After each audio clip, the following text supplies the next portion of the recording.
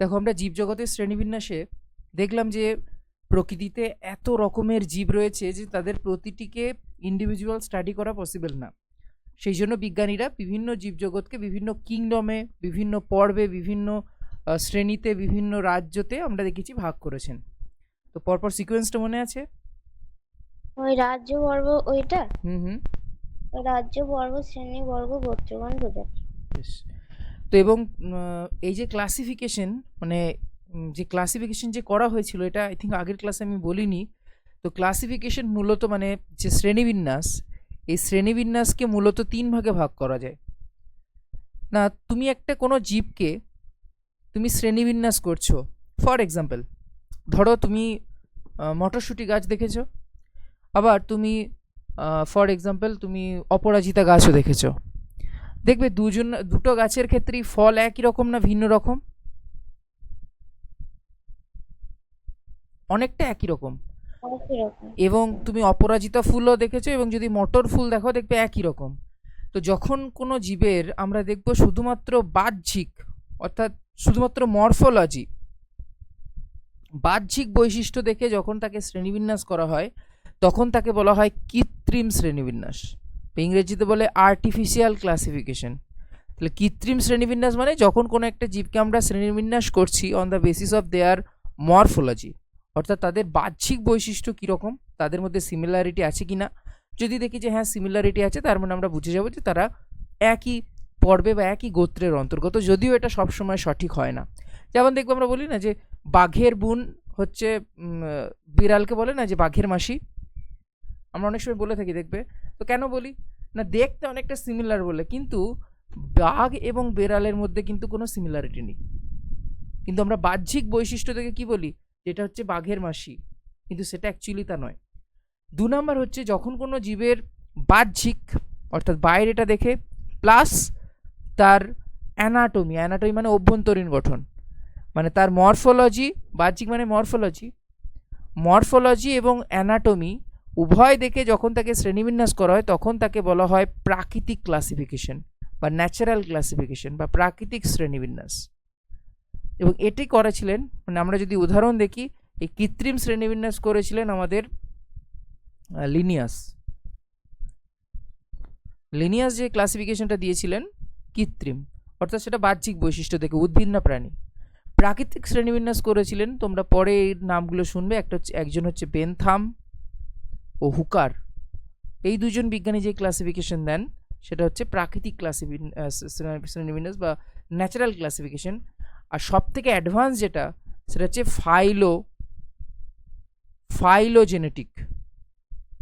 Phylogenetic classification. মানে তুমি ভাবো, তোমার প্রতিটা মানুষের মধ্যে জিনের সিমিলারিটি আছে না নেই? আছে। এবং আমরা যদি বলি যে মানে মানুষের যে পূর্বপুরুষ তারা কারা, আমরা যে বলি না যে মানুষের পূর্বপুরুষ হচ্ছে শিম্পাঞ্জি। কেন, কার কথার উপর, কোন কথার উপর ভিত্তি করে বলছি? তার কারণ হচ্ছে মানুষের জিনের সাথে শিম্পাঞ্জির জিনের অনেক সিমিলারিটি রয়েছে। মানুষের জিনের সাথে শিম্পাঞ্জির জিনের যা সিমিলারিটি রয়েছে, মানুষের জিনের সাথে বাঘের জিনের সেই সিমিলারিটি নেই। সেই জন্য আমরা বলছি যে মানুষের যারা পূর্বপুরুষ, অর্থাৎ মানুষ সৃষ্টি হয়েছে শিম্পাঞ্জি থেকে। তাহলে এটা কার উপর ভিত্তি করে বলছি?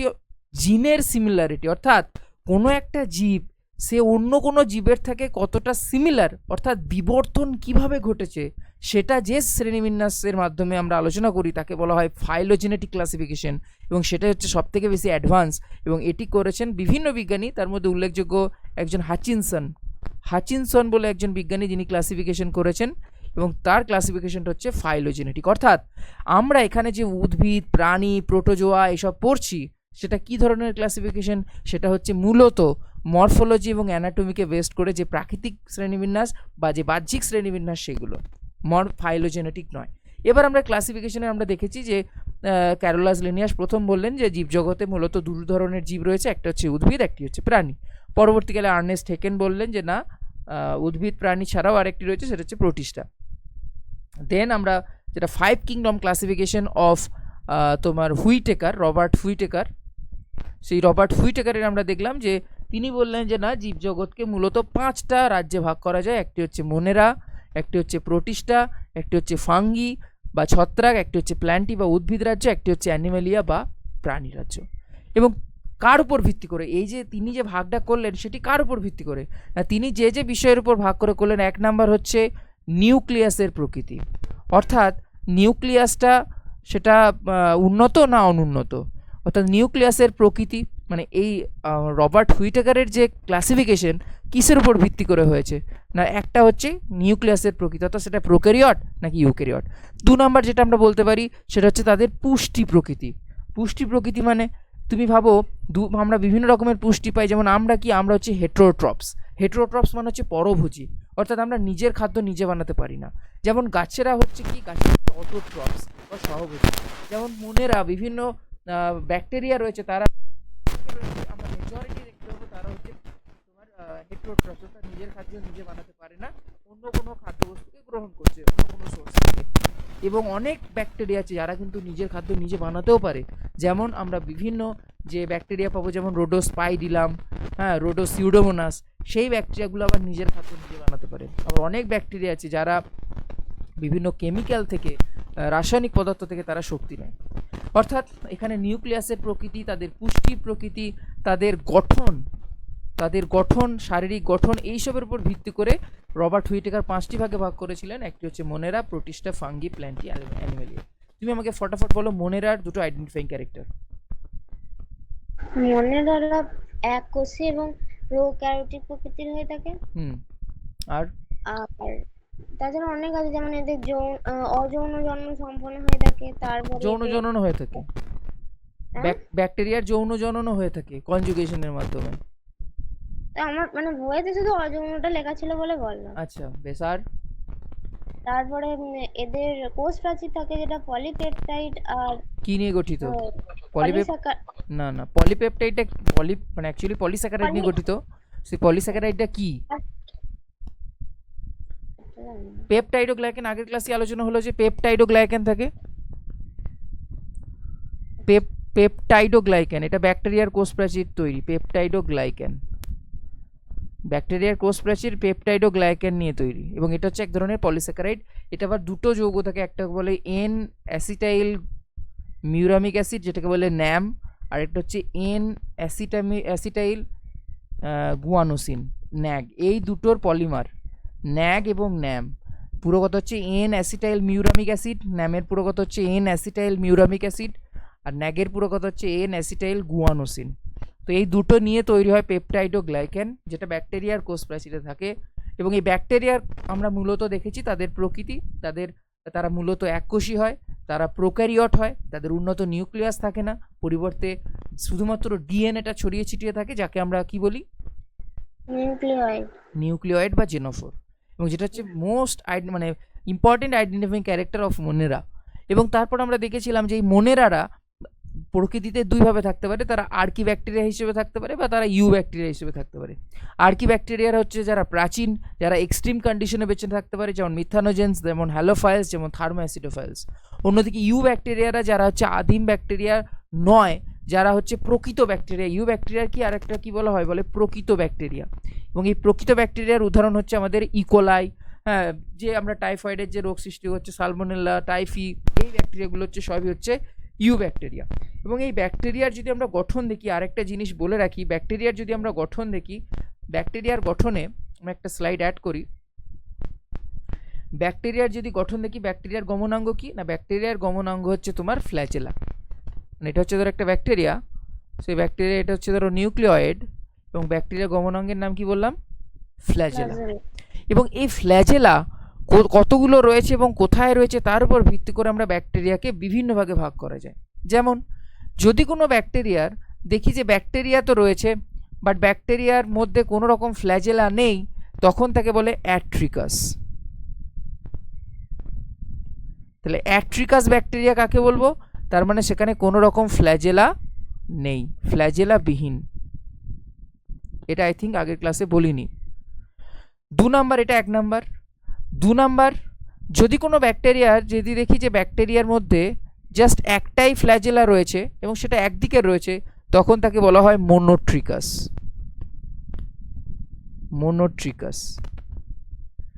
যদি দেখি 3 নাম্বার, যে কোনো ব্যাকটেরিয়ার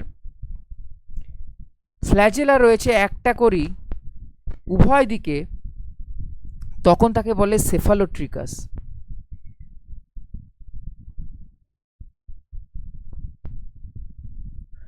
4 নাম্বার, যদি কোনো ব্যাকটেরিয়ার দেখি যে এক প্রান্তে গুচ্ছাকারে ফ্ল্যাজেলা রয়েছে, এক প্রান্তেই রয়েছে কিন্তু একটা নয়, গুচ্ছাকারে অনেকগুলো রয়েছে, তখন তাকে বলে লোফোট্রিকাস।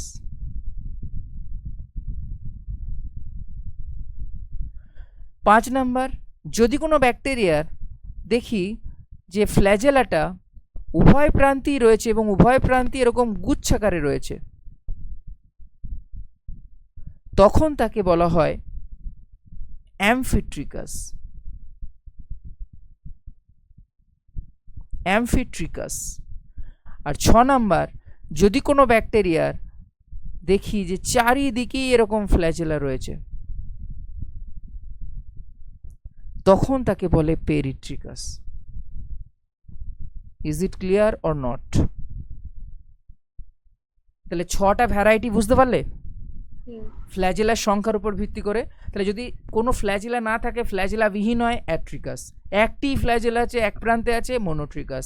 উভয় প্রান্তে আছে, সেফালোট্রিকাস। এক প্রান্তে আছে, গুচ্ছাকারে আছে, লোফোট্রিকাস। দু প্রান্তে আছে, গুচ্ছাকারে আছে, অ্যামফিট্রিকাস। চারিদিকে রয়েছে পেরিট্রিকাস। এবং এই ব্যাকটেরিয়ার ক্ষেত্রে যৌন জনন ঘটে, ব্যাকটেরিয়ার ক্ষেত্রে যৌন জনন ঘটে। এবং এই কিছু কিছু ব্যাকটেরিয়া আছে, ভালো করে শুনবে, কিছু কিছু ব্যাকটেরিয়া আছে তাদের এই যে জেনেটিক বস্তুটা কি ডিএনএ, ডিএনএটা ছড়িয়ে ছিটিয়ে থাকে, যেটাকে আমরা কি বলি, নিউক্লিয়েড বলি, তাই তো? এই নিউক্লিয়েড ছাড়াও কিছু কিছু ব্যাকটেরিয়াতে, সব ব্যাকটেরিয়াতে নয়, একটা এক্সট্রা ক্রোমোজোমাল ডিএনএ থাকে, সার্কুলার, একটা গোলাকার, এরকম ডাবল স্ট্যান্ডার্ড, অর্থাৎ ডিএনএ তো দ্বিতন্ত্রী হয়, এটা হচ্ছে এরকম গোলাকার আছে, দ্বিতন্ত্রী, অর্থাৎ এটা একটা ডিএনএ। সেই ডিএনএটা থাকে কোথায় না, ব্যাকটেরিয়ার ক্রোমোজোমাল ডিএনএর বাইরে যে অতিরিক্ত এক বা একাধিক ডিএনএ থাকে, সেই এক্সট্রা ক্রোমোজোমাল, এটা হচ্ছে extra chromosomal DNA. Extra chromosomal মানে এটা হচ্ছে ক্রোমোজোমাল ডিএনএ। নিউক্লিয়েডটাকে আমরা কি বলছি, ক্রোমোজোমাল ডিএনএ। মানে এইটা যদি আমি কোনো ব্যাকটেরিয়া থেকে বের করে নিই, সে বাঁচবে না মরে যাবে? মরে যাবে, কারণ ক্রোমোজোমের জন্যই সে বেঁচে যাবে। আমাদের তো মেন তো ক্রোমোজোম। কিন্তু মনে করো কোনো একটা ব্যাকটেরিয়ার যদি আমি এই এক্সট্রা ক্রোমোজোমাল ডিএনএটা বের করে নিই, সে ব্যাকটেরিয়া কিন্তু মরবে না। এবং যে সমস্ত ব্যাকটেরিয়ার ক্ষেত্রে এই যে এক্সট্রা ক্রোমোজোমাল ডিএনএ আছে, এই এক্সট্রা ক্রোমোজোমাল ডিএনএটাকে আরেকটা নামে ডাকা হয়, বলে প্লাজমিড। কি বলে? প্লাস্টিড নয়, প্লাজমিড। তাহলে প্লাজমিড কি বুঝতে পারলে না? কিছু কিছু ব্যাকটেরিয়ার ক্রোমোজোমাল ডিএনএ ছাড়াও একটা অতিরিক্ত ডিএনএ থাকে, যেটা মূলত জননে সাহায্য করে। সেই এক্সট্রা ক্রোমোজোমাল ডিএনএটাকে বলা হয় plasmid. Is it clear or not? পাক্কা? বেশ, তাহলে প্লাজমিড কি খেয়াল রেখো। দেন আমরা পড়েছিলাম প্রোটিন। বলো। সায়ানোব্যাকটেরিয়ার কি ফ্ল্যাজেলা থাকে? না, সায়ানোব্যাকটেরিয়া হচ্ছে গমনে অক্ষম হয়, ফ্ল্যাজেলা বিহীন হয়, যেটা আমরা ব্লু গ্রিন অ্যালগি বলি। দেখো সায়ানোব্যাকটেরিয়াটার আবার নাম আছে। আমরা যদি ব্যাকটেরিয়ার ইভলিউশন পড়ি, আমরা এক জায়গায় সায়ানোব্যাকটেরিয়া পাই। এই সায়ানোব্যাকটেরিয়াকে কেন ব্যাকটেরিয়া বা এরই আরেকটা নাম কি বলো তো, নীলাভ সবুজ শৈবাল। এরই আরেকটা নাম হচ্ছে নীলাভ সবুজ শৈবাল। দেখো একদিকে বলছি ব্যাকটেরিয়া, একদিকে বলছি শৈবাল। তাহলে এখান থেকে প্রমাণিত হচ্ছে যে শৈবাল এসছে কোথা থেকে? ব্যাকটেরিয়া থেকে। বুঝতে পারলে? তার মানে এটা এটা এ প্রমাণ করছে কি, যে শৈবাল আমরা যাকে উদ্ভিদ বলছি সেটা এসছে কোথা থেকে? ব্যাকটেরিয়া থেকে। এবং তাহলে প্রশ্ন হচ্ছে ব্যাকটেরিয়া কোথা থেকে এলো? ইভলিউশনকে শেষে আমরা জুড়বো যে অ্যাকচুয়ালি এই যে প্রাণের সৃষ্টি, প্রাণ কোথা থেকে সৃষ্টি হয়েছে আমি তো জানি না, এটা বললে হবে না।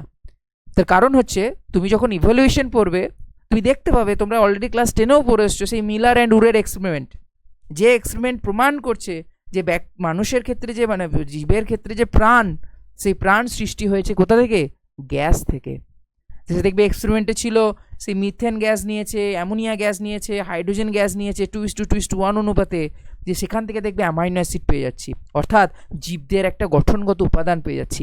আমরা যে খাবার খাচ্ছি সেই খাবারে কি আছে? Mainly carbohydrate, protein, fats, vitamin, জল, খনিজ লবণ। এর বাইরে আর কিছু আছে কি আমাদের শরীরে? এর বাইরে আর কিছু আছে কি?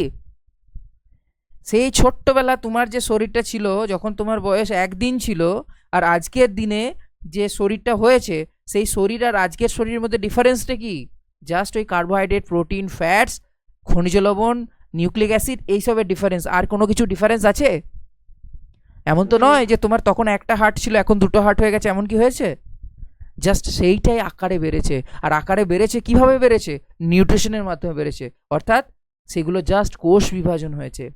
বুঝতে পারছো ব্যাপারটা? তো সেখানে আমরা যেটা দেখতে পাবো যে আলটিমেটলি এই যে কোষ, এই এত কিছু তৈরি হয়েছে, সেই একদম গ্যাস থেকে হলো, তারপর সেখান থেকে এই জৈব অণু তৈরি হলো, জৈব অণু থেকে ধীরে ধীরে ব্যাকটেরিয়া, ব্যাকটেরিয়ার আস্তে আস্তে ইভলিউশন হলো, সেখান থেকে উদ্ভিদ এলো। এই যে নীলাভ সবুজ শৈবাল, এটা মানে কি? ব্যাকটেরিয়া এবং উদ্ভিদের ট্রানজিশন। তারপর আস্তে আস্তে শৈবাল থেকে ধীরে ধীরে আমরা দেখব যে শৈবাল থেকে তৈরি হচ্ছে ব্রায়োফাইটা বা মস, ব্রায়োফাইটা থেকে টেরিডোফাইটা, টেরিডোফাইটা থেকে ব্যাক্টোবিজি, ব্যাক্টোবিজি থেকে গুপ্তবিজি, ধীরে ধীরে অ্যাডভান্স হচ্ছে। এই জিনিসগুলো ভালো করে সিকোয়েন্স অনুযায়ী বুঝলে না, তোমার কাছে খুব ইন্টারেস্টিং মনে হবে যে তাই তো, মানে কি মানে অসম্ভব সুন্দরভাবে পৃথিবীতে প্রাণের মানে ভ্যারিয়েশন সৃষ্টি হয়েছে। ওকে, বেশ। নেক্সট আমরা যেটা দেখছি সেটা হচ্ছে প্রোটিস্টা। দেখো, প্রোটিস্টা কিন্তু ব্যাকটেরিয়া থেকেই হয়েছে, কারণ হচ্ছে দেখো এরা এককোষী, ব্যাকটেরিয়ারাও এককোষী, জাস্ট শুধুমাত্র ডিফারেন্স কি, এরা হচ্ছে ইউক্যারিওট, অর্থাৎ এদের যেটা নিউক্লিয়াস সেটা আস্তে আস্তে উন্নত হচ্ছে, এবং সেটা আমরা বিভিন্ন রকম পেয়ে থাকি। সেটা সালোক সংশ্লেষকারী প্রোটিস্ট হতে পারে, সেটা ছত্রাকের মতো দেখতে প্রোটিস্টা বা স্লাইম মোল্ড বলে, স্লাইম মোল্ড হতে পারে, ছত্রাক সদৃশ্য প্রোটিস্টা, সেটা প্রোটোজোয়ান প্রোটিস্টা হতে পারে, যেমন আমরা অ্যামিবা হচ্ছে এক ধরনের প্রোটোজিয়ান প্রোটিস্টা, যেমন প্যারামেসিয়াম হচ্ছে এক ধরনের প্রোটোজোয়ান প্রোটিস্টা, যেমন ইউগ্লিনা হচ্ছে প্রোটোজোয়ান প্রোটিস্টা। এবং এদের গমনাঙ্গ আমরা ক্ষণপদ পাই, আমরা সিলিয়া পাই, আমরা ফ্ল্যাজেলা পাই। আমরা যেটা প্রোটোজোয়ান প্রোটিস্টা, এদের ক্ষেত্রে ক্ষণপদ আমরা পেয়ে থাকি, যেমন অ্যামিবা। এবং এদের দেহের বাইরে একটা এক্সট্রা কোটিং থাকে, একটা বাইরে কভার থাকে, যেটাকে আমরা বলেছি পেলিকল। এগুলি হচ্ছে মেন। দেন হচ্ছে ফাঙ্গি বা ছত্রাক। বলো ছত্রাকের স্যার বলছি আমার একটা 35টা দিকে না প্রশ্ন ছিল। হ্যাঁ বলো।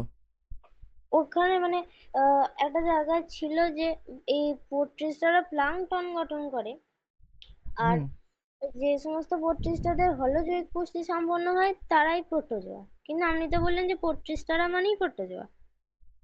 প্রোটিস্টারই একটা ভাগ হচ্ছে প্রোটোজোয়া। এখানে তাহলে দেখো, প্রোটোজোয়ারাই কি জু প্লাঙ্কটন গঠন করে? দেখো জু প্ল্যাঙ্কটন কাকে বলে? হলোজৈবিক পুষ্টি সম্পন্নকারী প্লাঙ্কটন। হলোজৈবিক পুষ্টি কাকে বলে? ওটা তো জানি না। আরে হলোজৈবিক পুষ্টি মানে যার একটাই কোষ, ধরো ইস্ট। হলোজৈবিক পুষ্টি শুধুমাত্র প্রোটিস্টাদের আছে এমনটা নয়। যেমন ধরো ইস্ট, ইস্ট একটা ছত্রাক, রাইট? এবং সেই ইস্টেরও আমরা দেখতে পাই হলোজৈবিক পুষ্টি। আরে বাবা, যার ধরো একটাই ঘর, সে কি করে আলাদা রান্নাঘর করবে? হলোজৈবিক পুষ্টি মানে যার একটাই ঘর, সেখানেই বিপাক হচ্ছে, সেখানেই পরিপাক হচ্ছে, সেখানেই সব কিছু হচ্ছে। তাহলে হলোজৈবিক পুষ্টি প্রোটোজোয়ানরা করবেই তো, তার কারণ তারা তো এককোষী। এবার এই প্রোটিস্টারা হচ্ছে ইউক্যারিওট। এবার এই প্রোটিস্টাদের একটা ভাগ হচ্ছে প্রোটোজোয়ান, বা তাদেরকে আমরা আদ্য প্রাণী বলছি। তার কারণ হচ্ছে কিছু প্রোটিস্টা আছে তারা সালোক সংশ্লেষ করতে পারে, কিছু প্রোটিস্টা আছে তারা ছত্রাকের মতো গঠনযুক্ত, এবং কিছু প্রোটিস্টা আছে যারা আদ্য প্রাণী বা প্রকৃত প্রোটোজোয়া বলা হয় এই প্রোটোজোয়ান প্রোটিস্টাদের। কি বুঝতে পারলে? ও মানে সব 35টারাই সালোক সংশ্লেষ করতে পারে এরকম নয়। না না না, ওই জন্যই তো আলাদা আলাদা ভাগ করেছি। হুম। মানে সব প্রোটিস্টারা পারে না ইয়ে করতে। এই যে দেখো এই ছবিতে আছে না, এই যে স্লাইম মোল্ড, এর হচ্ছে ছত্রাকের মতো দেখতে। ইউগ্লিনা মানে সালোক সংশ্লেষ করতে পারে, প্যারামেসিয়াম পারে না, অ্যামিবা পারে না। বুঝতে পারলে? হুম। আর হলোজৈবিক পুষ্টি মানে মানে আমাদের যে পুষ্টি, সেই পুষ্টিটাকে কি বলে? মানে আমাদের যে ওদের যে হলোজৈবিক পুষ্টির মানে একটা কোষের মধ্যে হচ্ছে বিভিন্ন ধাপে হয়। বুঝতে পেরেছো তো? বেশ, এবার হ্যাঁ। ছত্রাকের ক্ষেত্রে বলো।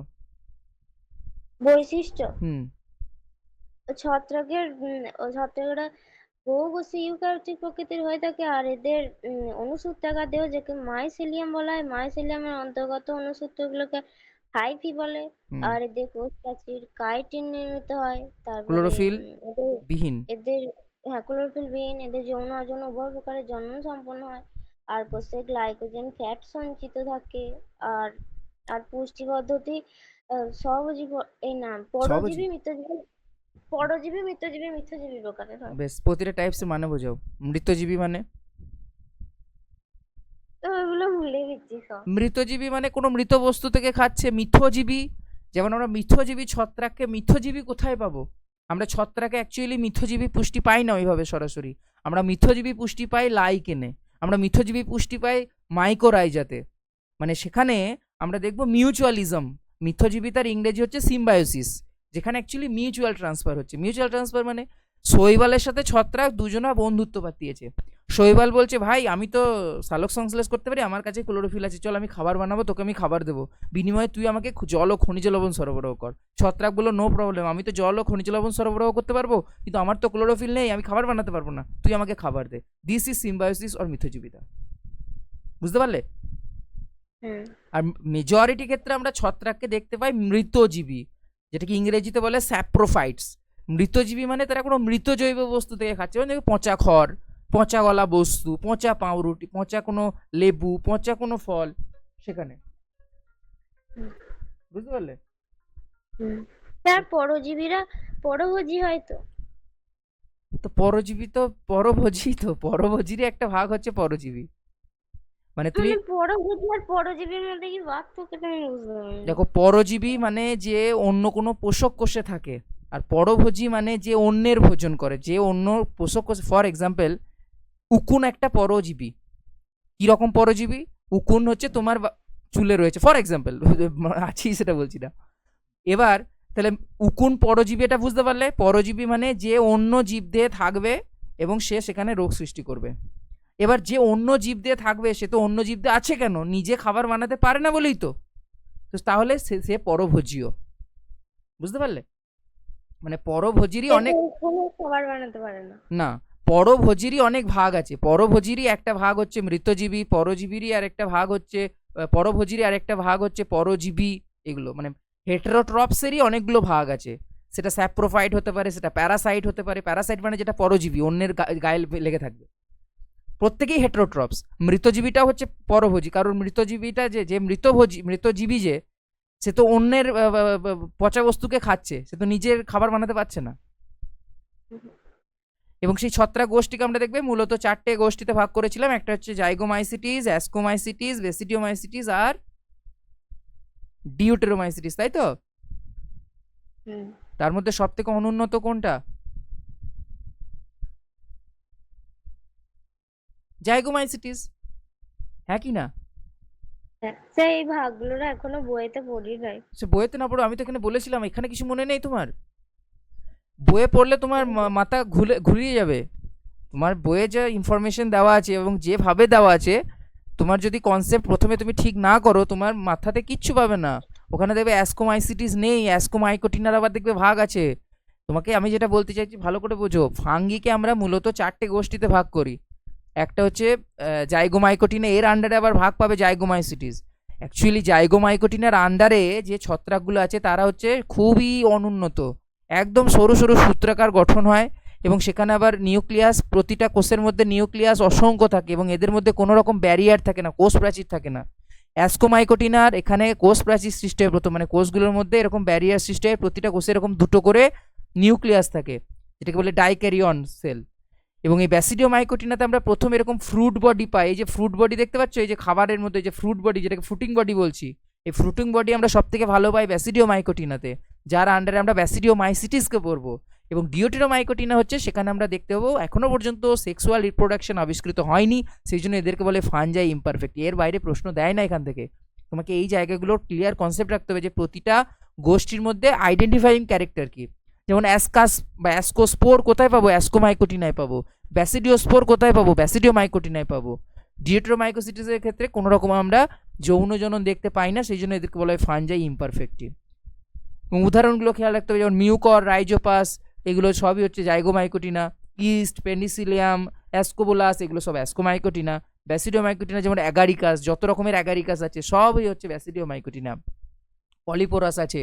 হ্যাঁ, ডিউটেরোমাইকোটিনার উদাহরণ হচ্ছে ট্রাইকোডার্মা, কলিটোট্রিকাম। দেখবে ওই আখ, যদি কোনোদিন আখ খাও, আখের গায়ে দেখবে লাল লাল লেগে থাকে, দেখেছো? আখের গায়ে দেখবে কোনো কোনো জায়গাটা লাল হয়ে আছে, দেখতে পেয়েছো কি? তো সেটা হচ্ছে কলিটোট্রিকাম বলে একটা ফানজাই আছে যেটা অ্যাটাক করে, ওখানে কি ওটা খাবে না, কিন্তু ওটা কিন্তু ফানজাই আছে ওটাতে, ওটাতে ছত্রাক আছে, ছত্রাকের ইনফেকশন ওটা। বেশ, এই হচ্ছে ব্যাপার। খুব কঠিন প্রশ্ন কিন্তু নয় এই চ্যাপ্টার থেকে, খুব মানে সোজাই প্রশ্ন বলা চলে, খুব একদম সুপারফিশিয়াল লেভেলের কোয়েশ্চেন হয়। নেক্সট হচ্ছে প্ল্যান্টি বা উদ্ভিদ রাজ্য, এবং সেখানে আমরা উদ্ভিদ রাজ্যের বিভিন্ন ভাগ পড়েছি। সেখানে সপুষ্পক, অপুষ্পক পড়েছি, অপুষ্পকের আবার 3টে ভাগ পড়েছি, সমাঙ্গদেয়ী, মশবর্গীয়, ফানবর্গীয়। সপুষ্পকের আবার ভাগ পড়েছি ব্যক্তবীজি, গুপ্তবীজি, এবং আমরা উদ্ভিদ রাজ্য নিয়ে ডিটেলসে পড়বো। সুতরাং আমাদের এই আউটলাইনটা শুধু খেয়াল রাখো, আমরা উদ্ভিদ রাজ্য, প্রাণী রাজ্য নিয়ে ডিটেলসে পড়বো, একদম চাপ নেই, ঠিক আছে?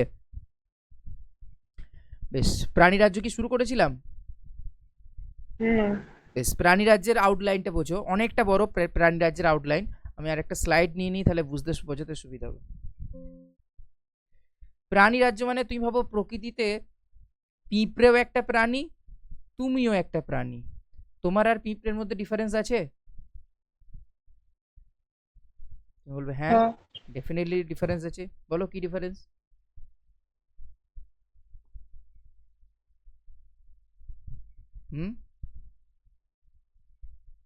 কি ডিফারেন্স? আরে বাবা, তুমি সোজা হয়ে দাঁড়াতে পারো, পিঁপড়ে পারে? দেখতে আলাদা রকম। দেখতে তো আলাদাই। তো প্রাণী রাজ্যকে আমরা মূলত দুই ভাগে ভাগ করি। একটা হচ্ছে অমেরুদণ্ডী, অর্থাৎ যাদের কোনো রকম মেরুদণ্ড নেই, যাদেরকে ইংরেজিতে বলে নন কর্ডেট। আর একটা হচ্ছে মেরুদণ্ডী, বা ইংরেজিতে বলে কর্ডেট। অমেরুদণ্ডী মানে যাদের মেরুদণ্ড নেই। সবার আগে বোঝা উচিত যে মেরুদণ্ডটা অ্যাকচুয়ালি কি। তো আমাদের যখন যে কোনো প্রাণীর যখন ভ্রূণাবস্থায় দুটো জিনিস থাকে, ভ্রূণাবস্থায় দুটো জিনিস থাকে, একটা হচ্ছে নোটোকর্ড, আর একটি হচ্ছে নার্ভ কর্ড। যখন আস্তে আস্তে আমরা বড় হই, এটা কিন্তু নোটোকর্ড, নার্ভ কর্ড আমরা পেয়ে থাকি ভ্রূণাবস্থায় মেজরিটি প্রাণীতে। আস্তে আস্তে যখন আমরা বড় হই, নোটোকর্ডটা পরিণত হয় মেরুদণ্ডে, এবং যেটা নার্ভ কর্ড সেটা পরিণত হয় আমাদের মস্তিষ্ক ও সুষুম্নাকাণ্ডে। তাহলে তুমি আমাকে একটা জিনিস বলো, যাদের মস্তিষ্ক এবং সুষুম্নাকাণ্ড আছে তাদের নার্ভ কর্ড থাকবে না থাকবে না? থাকবে। তার কারণ এমনটা হতে পারে না যে কেউ বাচ্চা হলো, তার 16 বছর বয়স হলো না, তার 26 বছর বয়স হয়ে গেল, এমন হবে? হতেই পারে না। ঠিক একই রকমভাবে নার্ভ কর্ড থেকেই অ্যাকচুয়ালি সৃষ্টি হয় মস্তিষ্ক এবং সুষুম্নাকাণ্ড, নোটোকর্ড থেকে সৃষ্টি হয় মেরুদণ্ড। অ্যাকচুয়ালি নোটোকর্ড বা নার্ভ কর্ড এগুলো, এই নোটোকর্ড বা মেরুদণ্ডটা কি করে, আমরা যদি মেরুদণ্ডের ভার্টিব্রাল কলামের স্ট্রাকচার দেখি না, মেরুদণ্ডের মধ্যে এরকম একটা গহ্বর আছে, এবং এরকম বেশ কিছু হাড় আছে। মেরুদণ্ড মানে এরকম জাস্ট হাড়, এবং সেই হাড়ের মধ্যখানে একটা গহ্বর আছে, যে গহ্বরের মধ্যে কে আছে, এই গহ্বরের ভিতরে ভিতরে কে আছে, এই ভিতরে ভিতরে রয়েছে আমাদের সুষুম্নাকাণ্ড। অর্থাৎ মেরুদণ্ড বেসিক্যালি আমাদের সুষুম্নাকাণ্ডকে প্রোটেকশন দেয়, যাতে আমাদের সুষুম্নাকাণ্ডে কোনো রকম আঘাত না লাগে। এবার এই অমেরুদণ্ডীকে আমরা দেখব বিভিন্ন পর্বে ভাগ করা যায়, বিভিন্ন পর্বে ভাগ করা যায় তাদের ক্যারেক্টারের উপর ভিত্তি করে। কি কি পর্ব আমরা নামগুলো আগে শুনে নিই। মোট 10টা পর্ব রয়েছে। একটি হচ্ছে পরিফেরা। পরিফেরা মানে আমরা কি পড়বো না, আমরা যখন প্রাণী রাজ্য ডিটেলসে পড়বো এদের প্রতিটা ক্যারেক্টার আমরা পড়বো, আমরা এখানে জাস্ট আউটলাইন পড়ছি, ঠিক আছে? তো পরিফেরাতে আমরা মূলত দেখতে পাবো যে সেই প্রাণীটার মুখগহ্বরে একটা বড় ছিদ্র আছে, এবং তার গায়ে অসংখ্য ছোট ছোট ছিদ্র আছে, এবং তারা এরকম একসাথে হয়ে আছে, এবং এর উদাহরণ হচ্ছে আমরা দেখব স্পঞ্জ। পরিফেরা মানে কার কথা ভাববো? স্পঞ্জ। ঠিক আছে, শুনতে পাচ্ছ তো? হ্যাঁ। 2 নাম্বার যেটা পড়বো, তাহলে 1 নাম্বার হলো পরিফেরা, 2 নাম্বার যেটা পড়বো সেটা হচ্ছে নিডারিয়া। নিডারিয়া, এই সিকোয়েন্সটা কিন্তু খেয়াল রাখবে, পরপর এইভাবেই সিকোয়েন্স বলতে হবে, উল্টো পাল্টা বললে হবে না। কেন বললে হবে না? যখন আমরা প্রাণী রাজ্য পড়বো তখন আমরা বুঝতে পারবো আরো ডিটেলসে। নিডারিয়ার উদাহরণ হচ্ছে আমরা যাকে মনে রাখবো সেটা হচ্ছে হাইড্রা। এবং আমরা দেখব পরিফেরা, নিডারিয়া, কেন এই সিকোয়েন্সটা জরুরি, তার কারণ পরিফেরার থেকে আমরা দেখব নিডারিয়ারা উন্নত, নিডারিয়ার পরে যে আছে সে নিডারিয়ার থেকে উন্নত, মানে আস্তে আস্তে আমরা অনুন্নত থেকে উন্নতর দিকে যাব। 3 নাম্বার যেটা সেটা হচ্ছে টিনোফোরা। তাহলে সবার প্রথমে হচ্ছে পরিফেরা, তারপরে হচ্ছে নিডারিয়া, তারপরে হচ্ছে টিনোফোরা। এবং এই টিনোফোরার উদাহরণ হিসেবে আমরা বেরো, প্রাণীর নাম এটা, হার্মিফোরা, এদের নাম মনে রাখবো। 4 নাম্বার যে পর্ব আছে সেটা হচ্ছে প্ল্যাটিহেলমিনথিস। প্ল্যাটিহেলমিনথিস। এবং এই প্ল্যাটিহেলমিনথিসের আন্ডারে আমরা যাদেরকে পড়বো, যেমন ফিতাকৃমি, যেমন যকৃৎ কৃমি, এরা হচ্ছে সব প্ল্যাটিহেলমিনথিস। 5 নাম্বার যেটা পর্ব আছে সেটা হচ্ছে নিমাটোডা। নিমাটোডা, নিডারিয়া নয় কিন্তু, নিমাটোডা। নিমাটোডা এরই আর একটা নাম হচ্ছে অ্যাস্কেলমিনথিস। অ্যাস্কেলমিনথিস। এর উদাহরণ আমরা পড়ব আমাদের যেটা পেটে কৃমি হয় সেই অ্যাসকারিস। অ্যাসকারিস বা যেটাকে আমরা বলি গোল কৃমি, এটা দেখবো অনেকের পেটে হয়, গোল কৃমি। এবং বাচ্চাদের মেজরিটি হয়, তার কারণ হচ্ছে আমাদের বাচ্চারা ওই বারবার নখ মুখে দেয়, এবং অনেক ধেরে লোকও আছে যারা নখ মুখে দেয়, তাদেরও কিন্তু হতে পারে। বেশ, 6 নাম্বার যেটা, তাহলে নিমাটোডা গেল, প্ল্যাটিহেলমিনথিস, দেন নিমাটোডা। নিমাটোডার পরে যেটা আছে সেটা হচ্ছে অ্যানিলিডা। এই অ্যানিলিডা পর্বের অন্তর্গত যিনি, তিনি হচ্ছেন আমাদের প্রিয় কেঁচো। আর কে আছে আমাদের অত্যন্ত প্রিয় জোঁক। এরা হচ্ছে সব অ্যানিলিডা পর্বের অন্তর্গত। 6 নাম্বার হলো। 7 নাম্বার অ্যানিলিডার পরে যে পর্বটি আছে সেটি হচ্ছে আর্থ্রোপোডা।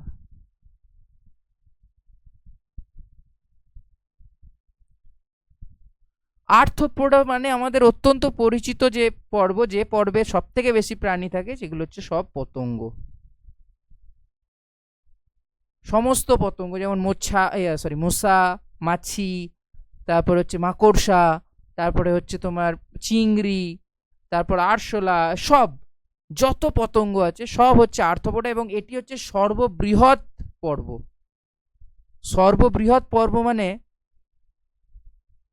এর এত বেশি পতঙ্গের রকম কোনো পর্বে নেই, ঠিক আছে। 8 নাম্বার যে পর্ব সেটি হচ্ছে মোলাস্কা। এবং এই মোলাস্কা মানি আমরা কারকে মনে রাখবো? আমাদের অত্যন্ত প্রিয় শামুক। শামুক দেখেছো? আর শামুক যদি না দেখে থাকো, তুমি শামুক খেয়েছো কোনোদিন? গোগুলি খেয়েছো? গোগুলিও খাওনি? গোগুলি খেলে বলতাম যে শামুকই খেয়েছো। গোগুলি, শামুক এগুলো সবই হচ্ছে কিন্তু মোলাস্কা। এবং এর সাথে আরেকটি হচ্ছে অক্টোপাস। এই অক্টোপাস যেটা, এই অক্টোপাসও কিন্তু আমাদের মোলাস্কা পর্বের অন্তর্গত। এবং এই অক্টোপাসকে বলা হয় ডেভিল ফিশ। ডেভিল মানে শয়তান, বলি না। 9 নাম্বার যেটা সেটা হচ্ছে একাইনোডার্মাটা। একাইনোডার্মাটা।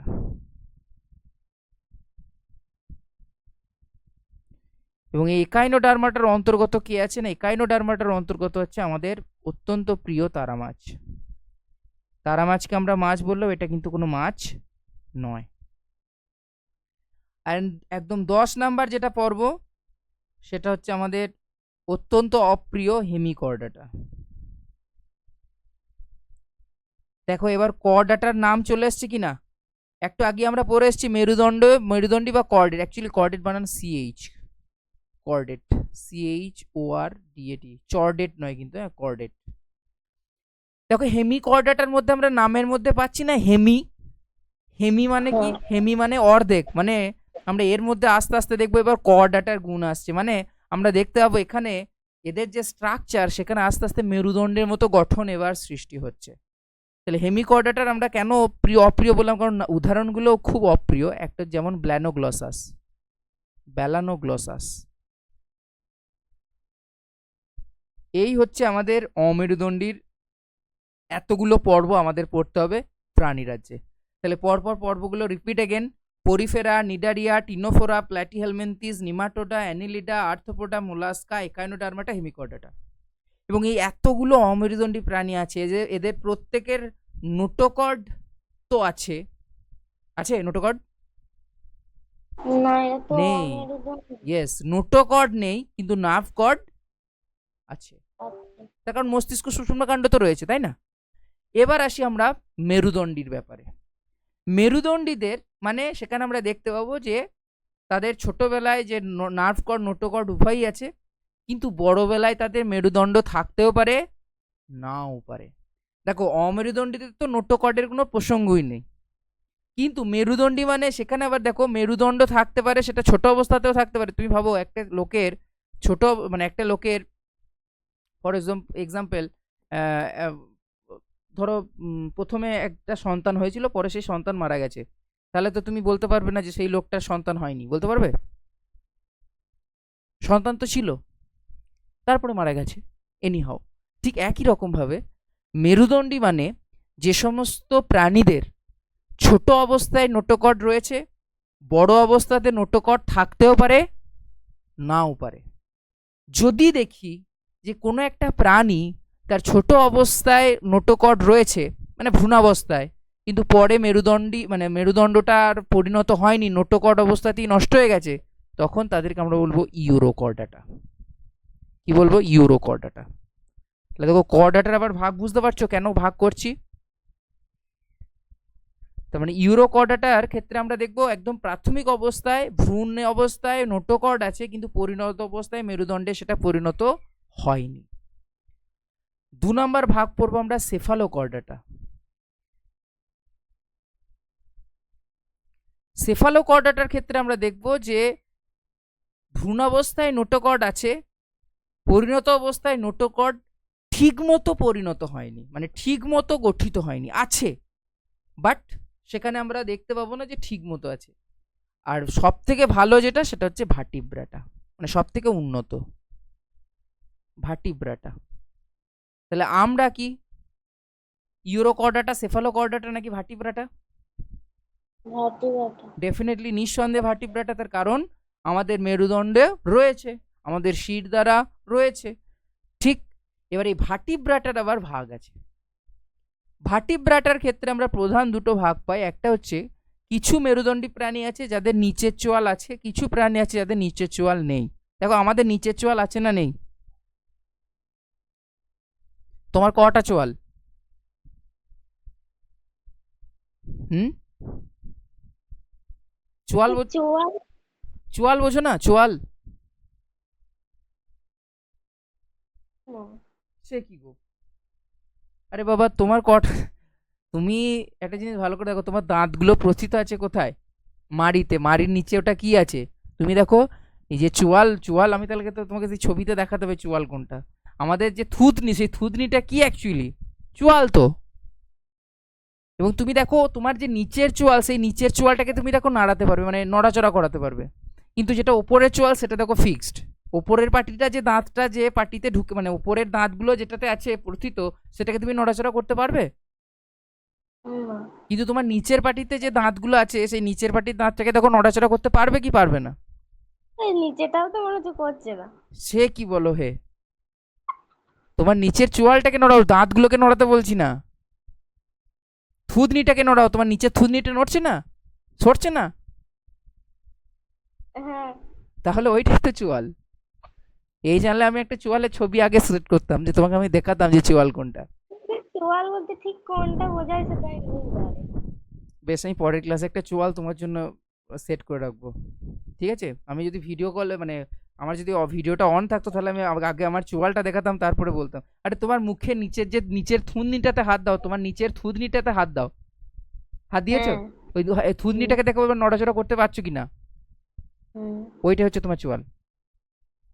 আচ্ছা। আর উপরের দিকেরটাতে তো, উপরের যে দাঁত, ওটাতে তুমি উপরের চোয়ালে হাতও দিতে পারো না। উপরের চোয়াল মানে তোমার নাকের ঠিক নিচে, ওইটা হচ্ছে উপরের চোয়াল, যেখানটায় পুরুষ মানুষের গোঁফ গজায়।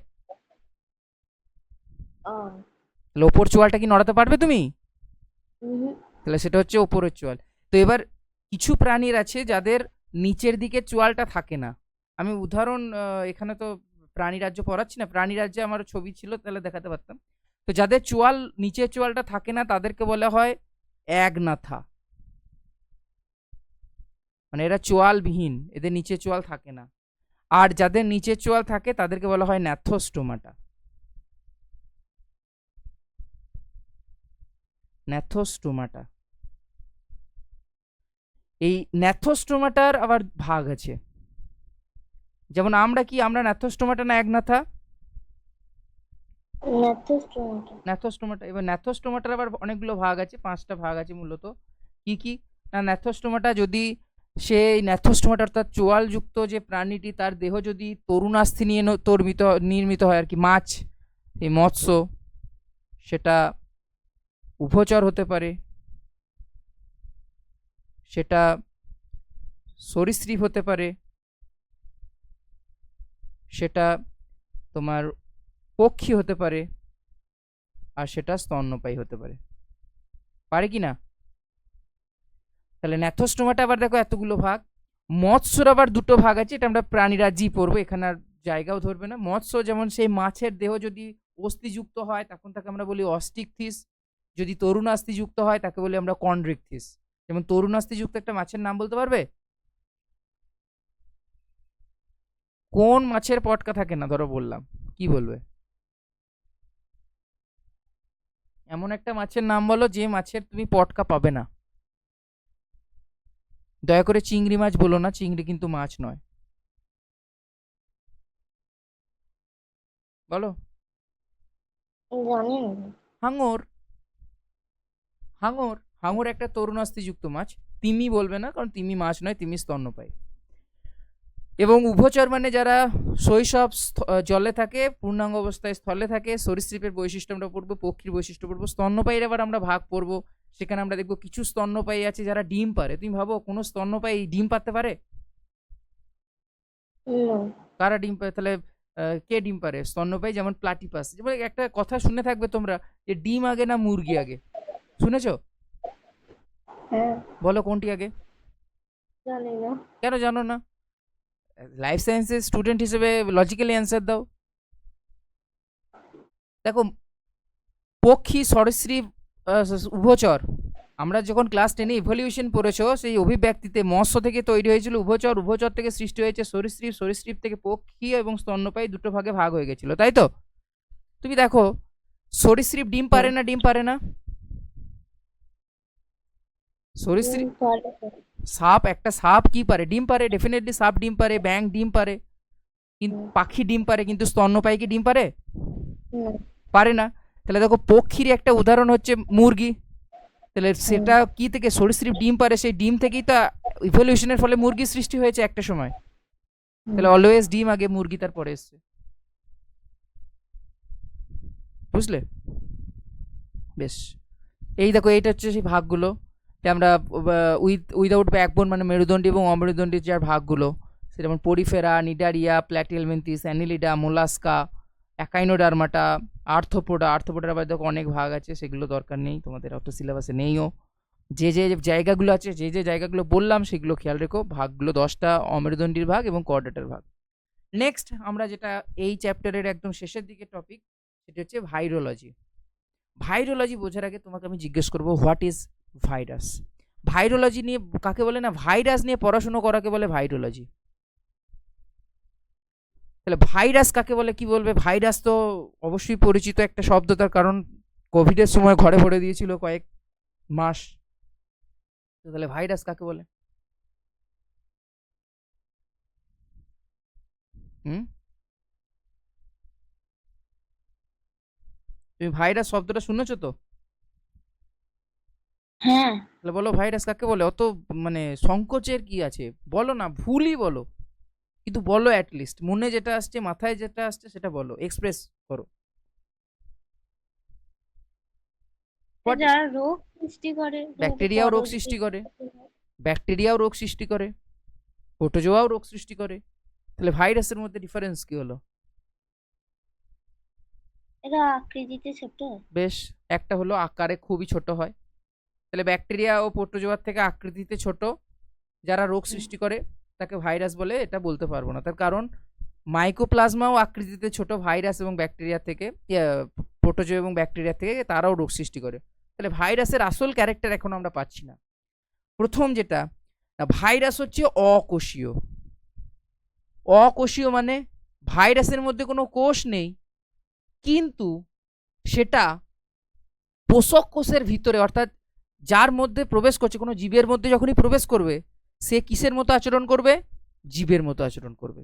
ফর এক্সাম্পল, করোনা ভাইরাস যখন প্রকৃতিতে রয়েছে, অর্থাৎ প্রকৃতিতে মানে জীবদেহের বাইরে, তখন দেখবো ইটস পুরো জ্বর, নন লিভিং ম্যাটার। কিন্তু সে যখনই জীবের মধ্যে প্রবেশ করবে, অর্থাৎ পোষক কোষের মধ্যে প্রবেশ করবে, সে কার মতো ব্যবহার করবে? জীবের মতো। অর্থাৎ সেই জন্যই আমরা ভাইরাসকে বলি জ্বর ও জীবের মধ্যবর্তী বস্তু। তাহলে আমরা এবার যদি ভাইরাস কাকে বলে কি বলবো না, ভাইরাস হচ্ছে এমন একটি অকোষীয় উপাদান যেটি পোষক কোষের বাইরে জীবের মতো, জ্বরের মতো, এবং পোষক কোষের বাইরে জ্বরের মতো আচরণ করে, তাকেই বলা হয় virus. Is it clear or not? এটা বাচ্চাদের কোনোদিন হতে পারে? হ্যাঁ বলো। এটা কোনোদিন হতে পারে স্যার? হতে পারে স্যার মানে বুঝলাম না। হচ্ছে বলেই তো বলছি। মানে যেটা মানে মানুষের শরীরে প্রবেশ না করা পর্যন্ত, মানে জীবের মধ্যে প্রবেশ না করা পর্যন্ত কোনো অস্তিত্ব নেই। অস্তিত্ব নেই আমি তো বলিনি একবারও।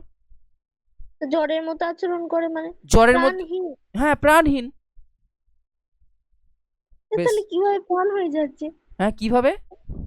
মানে জীবের মধ্যে প্রবেশ করলে কিভাবে প্রাণ সৃষ্টি হয়ে যাচ্ছে? ফর এক্সাম্পল আর আমি আমি বলি, একটা উদাহরণ দিই, কিভাবে জীব? আমি বলে দিচ্ছি। ফর এক্সাম্পল আমি আমি খুব সিম্পলিফাই ভাবে বলছি, বোঝো।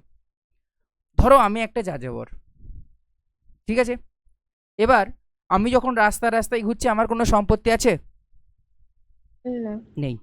এবার ধরো আমার কাছে একটা পিস্তল আছে, কিন্তু আমি এবার হঠাৎ করে তোমাদের বাড়িতে গেলাম এবং আমি বললাম যে চলো হাঁটো, তোমরা সরে যাবে না? যাবে না? যাবো। তাহলে তখন আমার বাড়িটা হয়ে যাবে না, হবে না? হবে। ব্যাস। তাহলে যখন আমি তোমাদের বাড়ির বাইরে ছিলাম, আমি ছিলাম কি? কিছুই নেই আমার। যখনই আমি তোমাদের বাড়িতে ঢুকলাম, আমার সব হয়ে গেল। তার মানে ভাইরাসও এইরকমই করে। কি করে? ভাইরাসের যে জেনেটিক বস্তু, সেই জেনেটিক বস্তু যখন প্রকৃতির বাইরে থাকে তখন কোনো কাজ করতে পারে না। যখনই কোনো জীবের মধ্যে ঢুকছে, সে ঢুকিয়ে কি করে, যে জীবের মধ্যে ঢুকেছে তার সমস্ত মেশিনারি, মানে সেই কোষের তো ধরো ডিএনএ তৈরি হচ্ছে, প্রোটিন তৈরি হচ্ছে, সেই সমস্ত মেশিনারিটাকে হাইজ্যাক করে নেয়, এবং সে তখন নিজের ডিএনএ সংখ্যা বাড়াতে থাকে উইথ দ্য হেল্প অফ পোষক কোষের মেশিনারি। আমি কি বললাম বুঝতে পারলে? মানে যখন আমি রাস্তায় ছিলাম, আমার কোনো রকম গ্যাস ওভেন কিছু ছিল না। যখনই আমি তোমাদের বাড়িতে ঢুকলাম, আমি এবার কার গ্যাস ওভেন ইউজ করছি? তোমাদের। তখন আমার খাওয়া দাওয়া হচ্ছে না? হচ্ছে না? হচ্ছে। ঠিক একই রকম ভাবে ভাইরাসের তাহলে বংশবৃদ্ধি হবে না? হবে না? আবার সেই ভাইরাসটাই যখন জীবদের বাইরে চলে আসবে, সে কি আর তার ডিএনএ সংখ্যা বাড়াতে পারবে না? পারবে না? পারবে না। তাহলে সে জ্বরের মতো ব্যবহার করবে না? করবে না? ব্যাস। বুঝতে পারলে কি পারলে না? মানে ভাইরাস তুমি ভাবো কতটা স্মার্ট, যে সে যখন জীবদের বাইরে থাকছে, সে একটা নন লিভিং ম্যাটার, কোন রকম মানে তার প্রাণই নেই। যখনই সে জীবদের মধ্যে প্রবেশ করছে, তার মধ্যে প্রাণ চলে আসছে। মানেটা কি? মানে হচ্ছে প্রাণ চলে আসছে, প্রাণ নেই মানে হচ্ছে যখন বাইরে আছে তখনও তার মধ্যে অ্যাকচুয়ালি প্রাণ আছে, কিন্তু সে লিভিং ম্যাটারের মতো আচরণ করছে না, সে জড় বস্তুর মতো আচরণ করছে। কারণ তার তো ডিএনএটা রেপ্লিকেশন করতে পারছে না, সে বংশবৃদ্ধি করতে পারছে না। করবে কিভাবে? সে অন্যের হেল্প নিয়ে করবে। কোথায় করবে না? যখন সে অন্য কোনো পোষক কোষে ঢুকবে, সেই পোষক কোষকে হাইজ্যাক করে নেবে। বুঝতে পারলে কি পারলে না? কিন্তু স্যার মানে তাহলে ভাইরাসটা কোন রাজ্যের অন্তর্গত? Very good question. ভাইরাসটা রবার্ট হুইটেকারের যে ক্লাসিফিকেশন, সেই অনুযায়ী কোনো রাজ্যেই পড়বে না। খুব ভালো প্রশ্ন এটা। এটা আমার যখন আমি ক্লাসিফিকেশন বলেছিলাম, তখন আমার এটা বলা উচিত ছিল যে ভাইরাস নামক একটা জীব বা জ্বর বলো, যেটা এই ক্লাসিফিকেশনের আন্ডারই আমরা ফেলতে পারবো না। তার কারণ সে তো জ্বরের মতো আচরণ করছে, হ্যাঁ কি না? তো সেই জন্য একে আমরা বলি জ্বর ও জীবের মধ্যবর্তী বস্তু। এবং এই ভাইরাস, আমরা বেশ কয়েকটি ভাইরাস যেমন আমরা পড়বো, ওই যে ভাইরাসের গঠন কি, ভাইরাসের মধ্যে অ্যাকচুয়ালি আছে কি, আমরা সেটা দেখি না। যে কোনো যদি আমরা একটা ভাইরাসের স্ট্রাকচার দেখি, যে কোনো ভাইরাস, সেই ভাইরাসের দেহে আমরা মূলত দুটো জিনিস পাই। একটা হচ্ছে সেই ভাইরাসের জেনেটিক বস্তু। ভাইরাস মানে সেই ভাইরাসে কিন্তু জেনেটিক বস্তু থাকবেই, এবং সেই জেনেটিক বস্তুটা দু রকমের হতে পারে, সেটা ডিএনএ হতে পারে, সেটা আরএনএ হতে পারে। যেমন আমরা আমাদের যে অতি পরিচিত ভাইরাস করোনা ভাইরাস, সেই করোনা ভাইরাসের যে জেনেটিক বস্তু, সেই করোনা ভাইরাসের জেনেটিক বস্তুটা হচ্ছে আরএনএ। অন্যদিকে আমাদের অতি পরিচিত একটা ভাইরাস যেমন পোলিও ভাইরাস, এই পোলিও রোগ সৃষ্টি করে, পোলিও ভাইরাস হচ্ছে ডিএনএ ঘটিত একটা ভাইরাস। তাহলে ভাইরাস মানেই সেখানে কি থাকবে, এক নাম্বার হচ্ছে জেনেটিক বস্তু, আর দু নাম্বার হচ্ছে তার বাইরে একটা আবরণ থাকবে, সেই আবরণটাকে বলা হয় ক্যাপসিড। এবং সেই আবরণটা কি নিয়ে তৈরি, আবরণটা হচ্ছে প্রোটিন নিয়ে তৈরি। মানে আমরা যদি একটা স্ট্রাকচার দেখি ভাইরাসের, সেই ভাইরাসের মেন বাইরে একটা কি আছে, বাইরে আমরা দেখতে পাবো প্রোটিন আবরণী আছে একটা, এবং সেই প্রোটিন আবরণের ভিতরে জাস্ট একটা জেনেটিক বস্তু আছে, একটা আরএনএ আছে, ধরো দিস ইজ ভাইরাস। এবার কিছু কিছু ভাইরাসের আমরা দেখতে পাই এই ক্যাপসিডের বাইরেও আরও একটা আবরণী থাকে, ক্যাপসিডের বাইরে আরও একটা আবরণী থাকে, সেই আবরণীটাকে বলা হয় এনভেলপ। এবং এই এনভেলপ যুক্ত ভাইরাসকে বলা হয় লিপোভাইরাস। এবং তুমি যখনই কোনো ভাইরাসের ছবি দেখবে, দেখবে বাইরে এরকম বেশ কিছু এরকম গোল গোল দেখতে হবে, যখনই তুমি ভাইরাসের ছবি আঁকবে দেখবে এরকম দেখতে হবে। এগুলো কি না, এইগুলো হচ্ছে অ্যাকচুয়ালি রিসেপ্টর। মানে তুমি ভাবো, একটা খুব ভালো করে বুঝবে কিন্তু কথাটা, তোমার শরীরে একটা ভাইরাস ঢুকে যাচ্ছে, তোমার শরীর কি সেটাকে ভাইরাসটাকে চিনতে পারতো না? হুম, শরীর কিভাবে বুঝবে? শরীর কিভাবে বুঝবে না? শরীরের তো রক্তের মধ্যে যে কোষগুলো আছে তারা তো তদারকি করছে যে কে বাইরের কে আমাদের ভেতরের। হ্যাঁ। ফর এক্সাম্পল আমি একটা উদাহরণ দিচ্ছি, ধরো তোমার বাড়িতে হঠাৎ করে একটা লোক দেখলে, অচেনা লোক ঢুকে গেল, তুমি অচেনা লোক না চেনা লোক চিনবে কি করে? নিশ্চয়ই এটা বলতে হবে না যে কিভাবে চিনবে। তোমার কোনো চেনা লোক আর অচেনা লোককে তো তুমি চিনবে। ধরো তুমি একটা লোককে কোনোদিন আগে দেখোনি, হঠাৎ করে তোমাদের বাড়িতে গিয়ে বেডরুমে ঢুকে পড়লো, দিয়ে বললো আমাকে খেতে দাও, তুমি কি করবে সেই লোকটিকে? হুম, মেরে তাড়িয়ে দেবো। মেরে তাড়িয়ে দেবো।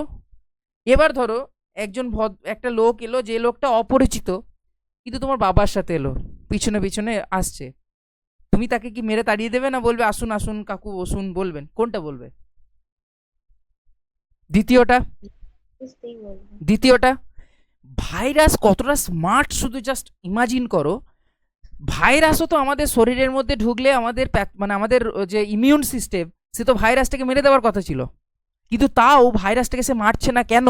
তার কারণ হচ্ছে বাইরে যে প্রোটিনের যে রিসেপ্টারগুলো আছে সেগুলো কার জানো? সেগুলো মানব দেহের। মানে ওই ঠিক তোমার বাবার বন্ধু হিসেবে যখন ঢুকছে, মানে ধরো ফর এক্সাম্পল আমি উদাহরণ বলছি, এটাকে আবার মানে ইয়ে করে বুঝে নিও না যে সত্যি করে নয়। মনে করো তোমার একজন দুঃসম্পর্কের মামা, সে হচ্ছে টেরোরিস্ট, আতঙ্কবাদী, জঙ্গি। এবার সে যদি তোমাদের বাড়িতে আসে, তুমি কি তাকে জঙ্গি হিসেবে মানবে? না। তার কারণ সে তো তোমার চেনা। এবার এবার তুমি তাকে তাড়িয়ে দিচ্ছ না কেন? তার কারণ হচ্ছে যে সে তোমার চেনা। একই রকম ভাবে ভাইরাস যে দেখবে, করোনা ভাইরাস কিন্তু কখনোই কোনো বেড়ালকে অ্যাটাক করবে না, বুঝতে পারলে? যেমন মুরগিদের একটা রোগ হয় যেটাকে বলে বার্ড ফ্লু, সেই বার্ড ফ্লু কিন্তু কোনোদিন কোনো মানুষের হবে না। মানে এটা ভেবার দরকার নেই যে তুমি পোলট্রির বার্ড ফ্লু হয়েছে, তুমি খেয়ে নিয়েছো পোলট্রির মাংসটা, দিয়ে তোমারও বার্ড ফ্লু হয়ে যাবে, কোনোদিন হবে না। তাহলে সমস্যাটা কি হবে? সমস্যাটা হচ্ছে এই বার্ড ফ্লু হওয়ার জন্য মুরগির শরীরে বিভিন্ন টক্সিক পদার্থ তৈরি হয়, সেই টক্সিক পদার্থ যদি তোমার শরীরে যায়, তোমার শরীরে ক্ষতি হবে। সেই জন্য সেই বার্ড ফ্লু বা আক্রান্ত মুরগিকে খাওয়া উচিত নয়। কিন্তু এটা ভাবা উচিত নয় যে বার্ড ফ্লুর যুক্ত মুরগি খেলাম আমারও বার্ড ফ্লু হয়ে যাবে। ক্লিয়ার? একটা ভাইরাস একটা নির্দিষ্ট জীবদেহকেই অ্যাটাক করতে পারে, অর্থাৎ করোনা ভাইরাস শুধুমাত্র মানব দেহকেই অ্যাটাক করবে। পোলট্রি ভাইরাসের যে বার্ড ফ্লু, সেটা শুধুমাত্র পোলট্রিকেই অ্যাটাক করবে। তার কারণ হচ্ছে এই বাইরের এই রিসেপ্টার। যখন কোনো ভাইরাস, ধরো মানবদেহে যখন এই ভাইরাসটা তৈরি হয়েছে, তখন এরকম ভেতরে ডিএনএ ছিল, আর বাইরে এরকম ক্যাপসিড ছিল। এবার সে যখন কোনো একটা কোষকে, মানে কোষের ভেতরে তো তৈরি হয়েছে, ধরো সেই কোষকে যখন ফাটিয়ে বেরিয়ে যায় তখন সে কোষের মানে এর বাইরে যে আবরণটা আমরা দেখতে পাচ্ছি এটা অ্যাকচুয়ালি কার? এই যে বাইরে আমরা যে এনভেলপের বাইরে যে রিসেপ্টর দেখতে পাচ্ছি এটা অ্যাকচুয়ালি কি জানো? এটা হচ্ছে আমাদের কোষ পর্দা। অর্থাৎ সে যখন একটা কোষকে ফাটিয়ে বেরিয়ে যায়, সে যে পোষক কোষের মধ্যে ঢুকেছিল তার কোষ পর্দাটাকেই ঘিরে আবৃত করে বেরিয়ে যায়, যাতে সে সহজেই সেই জীবের মধ্যে প্রবেশ করতে পারে। আমি কি বলছি বুঝতে পারছো না পারছো না?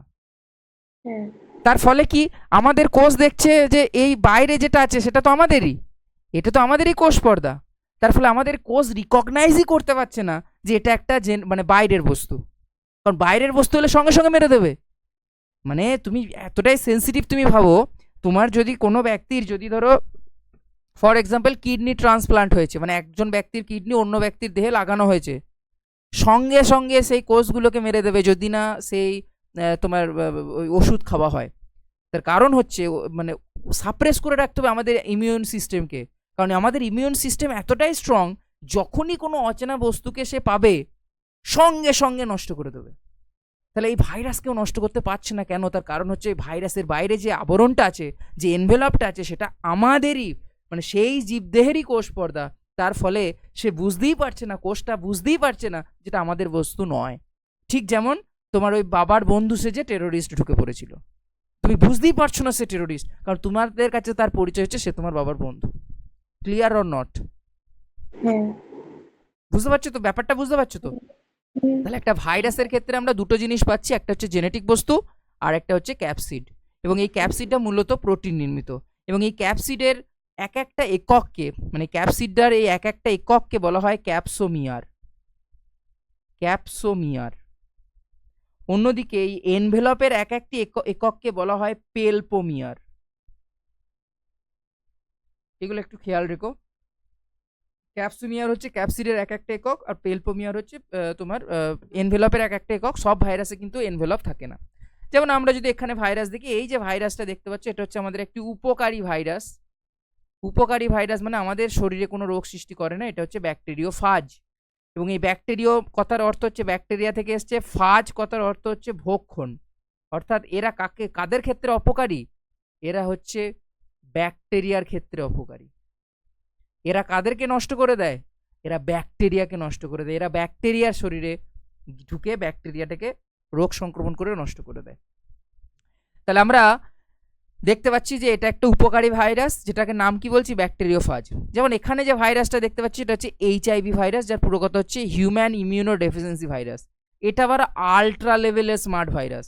তুমি একটু এইচআইভি ভাইরাসের কথা ভাবো, এইচআইভি নাম শুনেছো তো? হ্যাঁ এই যে হিউম্যান ইমিউনো ডেফিসিয়েন্সি আমাদের কি রোগ সৃষ্টি করে? AIDS, acquired immuno deficiency syndrome. এবং এই এডস হলে কি হয় জানো? এডস হলে আমাদের যে ইমিউন সিস্টেম, সেই ইমিউন সিস্টেমটা সম্পূর্ণ নষ্ট হয়ে যায়। ইমিউন সিস্টেম মানে আমাদের যে রোগ প্রতিরোধ ক্ষমতা, সেটা নষ্ট হয়ে যায়। এবং এই এডস কিন্তু যে কোনোভাবে ছড়ায় না। এডস তখনই একজনের ব্যক্তি থেকে অন্যজনের ব্যক্তির শরীরে ছড়াবে যদি দুজন ব্যক্তির শরীরের রক্তের টাচ হয়।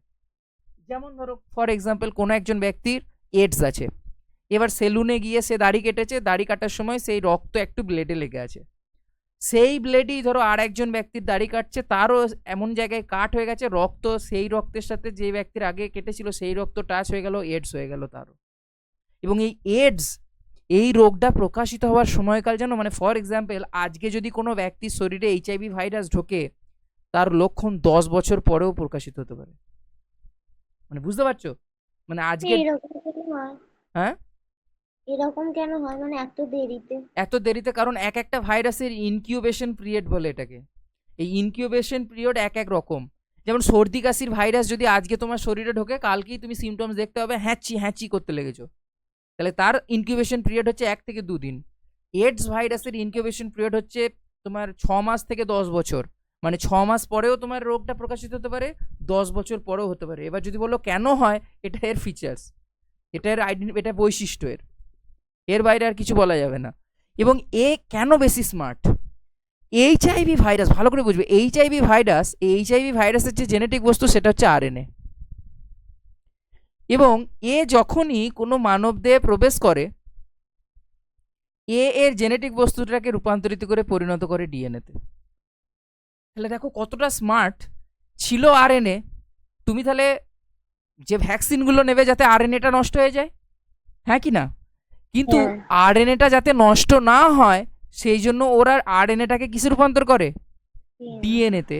এবং সেই ডিএনএ থেকে আমরা একটা সিকোয়েন্স মানে জেনে রাখো, এই সিকোয়েন্সটা সারা জীবন কাজে লাগবে। ডিএনএ থেকে অ্যাকচুয়ালি তৈরি হয় আরএনএ, আরএনএ থেকে তৈরি হয় প্রোটিন। এই সিকোয়েন্সটা খেয়াল রেখো, কোথা থেকে কি তৈরি হয় এই সিকোয়েন্সটা খেয়াল রেখো।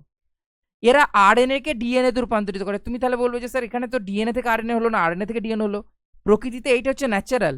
যখন এই আরএনএ থেকে ডিএনএ তৈরি হয় এটাকে বলা হয় রিভার্স ট্রান্সক্রিপশন। এই পদ্ধতিটাকে বলা হয় ট্রান্সক্রিপশন, ক্লাস 12-এ পড়বে ট্রান্সক্রিপশন। এই ডিএনএ থেকে আরএনএ পদ্ধতিটাকে বলে ট্রান্সক্রিপশন। আর যেহেতু এটা ব্যাক পথে হচ্ছে একে বলা হয় রিভার্স ট্রান্সক্রিপশন। রিভার্স গিয়ার বলে না গাড়ির রিভার্স গিয়ার, সেরকম রিভার্স ট্রান্সক্রিপশন। এবং এর ফলে সে তার আরএনএটাকে ডিএনএতে রূপান্তরিত করে। তারপর সে কোষের মধ্যে সেই ডিএনএ থেকে অসংখ্য আরএনএ তৈরি করে এবং সেই আরএনএ থেকে অসংখ্য ভাইরাস তৈরি হয়ে যায়। আমি কি বললাম বুঝতে পারলে?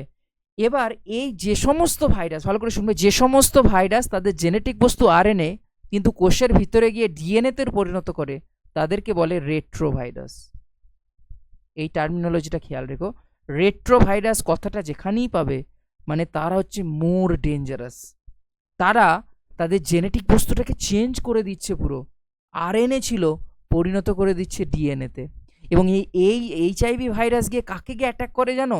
এইচআইভি ভাইরাস গিয়ে অ্যাটাক করে আমাদের শরীরের যে অনাক্রম্যতা দিচ্ছে মানে লিম্ফোসাইট, টি লিম্ফোসাইটকে গিয়ে অ্যাটাক করে। মানে তুমি ভাবো এমন একজন ব্যক্তি যে গিয়ে মিলিটারি, যে গিয়ে পুলিশ ক্যাম্পগুলোকে নষ্ট করে দিচ্ছে, তাহলে আমাদের দেশের আর নিরাপত্তা থাকবে?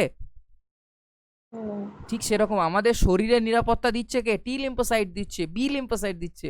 এরা গিয়ে নষ্ট করছে টি লিম্ফোসাইটকে, তাহলে আমাদের আর অনাক্রম্যতা থাকবে?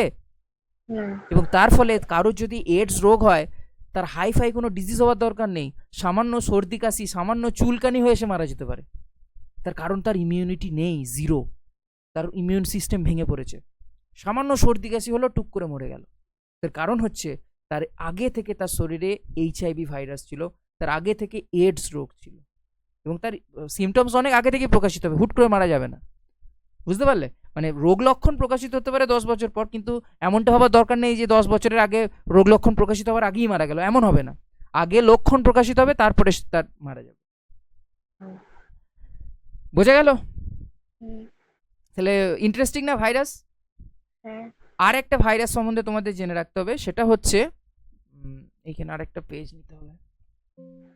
যে জিনিসটা চোখে দেখা যায় না সেই জিনিসটা এত কিছু করছে। হ্যাঁ, সেই জিনিসটা এত কিছু করছে।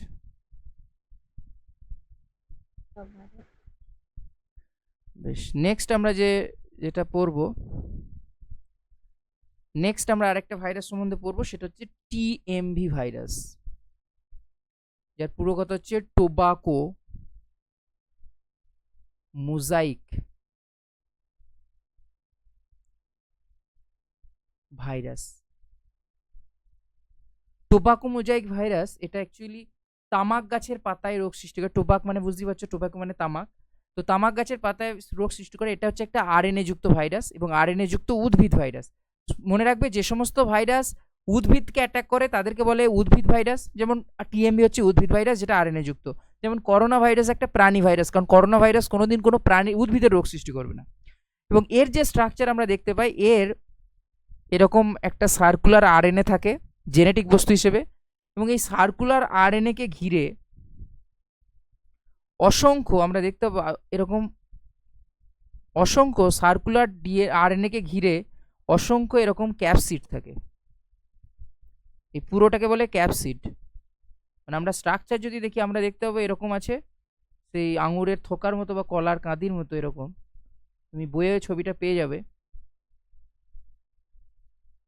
এরকম আছে। এগুলো হচ্ছে সব কি, এগুলো হচ্ছে এক একটা হচ্ছে ক্যাপসোমিয়ার।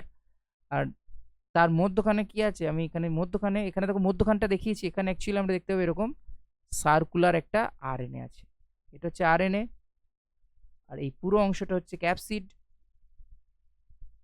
আর এই এখানে মোটামুটি 2500 থেকে 3000 2500 থেকে 3000 এগুলো হচ্ছে ক্যাপসোমিয়ার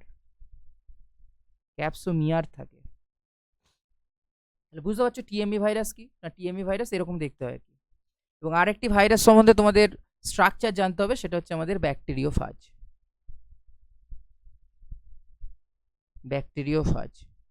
এর গঠন এবং জীবন লাইফ সাইকেলটা আমাদের জানতে হবে। ব্যাকটেরিওফাজের যদি আমরা স্ট্রাকচার দেখি, এদের যে মস্তিষ্ক হয়, এই মস্তিষ্কটা এরকম আইকোসাহেড্রাল বলে, যেটা হচ্ছে ষড়ভুজাকার, এবং মস্তিষ্কের এরকম 20টা তল থাকে। দেখো এই মস্তিষ্কটার আলাদা আলাদা তল বুঝতে পারছো কি? দেখো এটা একটা তল, তলগুলো বুঝতে পারছো কি? এটা একটা তল, এটা একটা তল, আলাদা আলাদা তলগুলো বুঝতে পারছো কি না পারছো না? এই এরকম কটা তল থেকে 20টা তল থাকে, এবং 20টা তল থাকে বলে এই মস্তিষ্ককে বলে আইকোসাহেড্রাল। পরীক্ষায় প্রশ্ন দেয় যে তোমার ব্যাকটেরিওফাজের মস্তিষ্ক কি প্রকৃতির হয়, তো সেটা কিন্তু আইকোসাহেড্রাল, খেয়াল রেখো, কারণ 20টা তল থাকে এবং মস্তিষ্কের যে আকৃতি সেটা 20টা মানে 6টা তো ভুজ থাকে, সেই জন্য এটাকে বলে ষড়ভুজাকার। এটা হচ্ছে এদের মস্তিষ্ক। এবং এই মস্তিষ্কর মধ্যখানে আছে কি না, মস্তিষ্কের মধ্যখানে আছে আমাদের জেনেটিক বস্তু, আমরা জানি, এবং এদের ব্যাকটেরিওফাজের যে জেনেটিক বস্তু সেটা হচ্ছে ডিএনএ। মস্তিষ্কের ঠিক নিচে অবস্থান করে এরকম কলার, এটাকে বলে কলার, বা বাংলায় বলে গ্রীবা। আমরা বলি জামার কলার বলি না, ওটা হচ্ছে জামার গ্রীবা, দেখবে গলাতেই থাকে। গ্রীবার নিচেতে ঠিক থাকে, এটা হচ্ছে লম্বা সরু এরকম নলাকার যে অংশটা, যেটা এরকম স্প্রিংয়ের মতো থাকে আর কি, মানে এটা কন্ট্রাক্টাইল মানে সংকোচনশীল। এই সংকোচনশীল কন্ট্রাক্টাইল এটাকে বলা হয় পুচ্ছ। এবং এই পুচ্ছর নিচেতে ছটা এরকম পাত ফলক থাকে,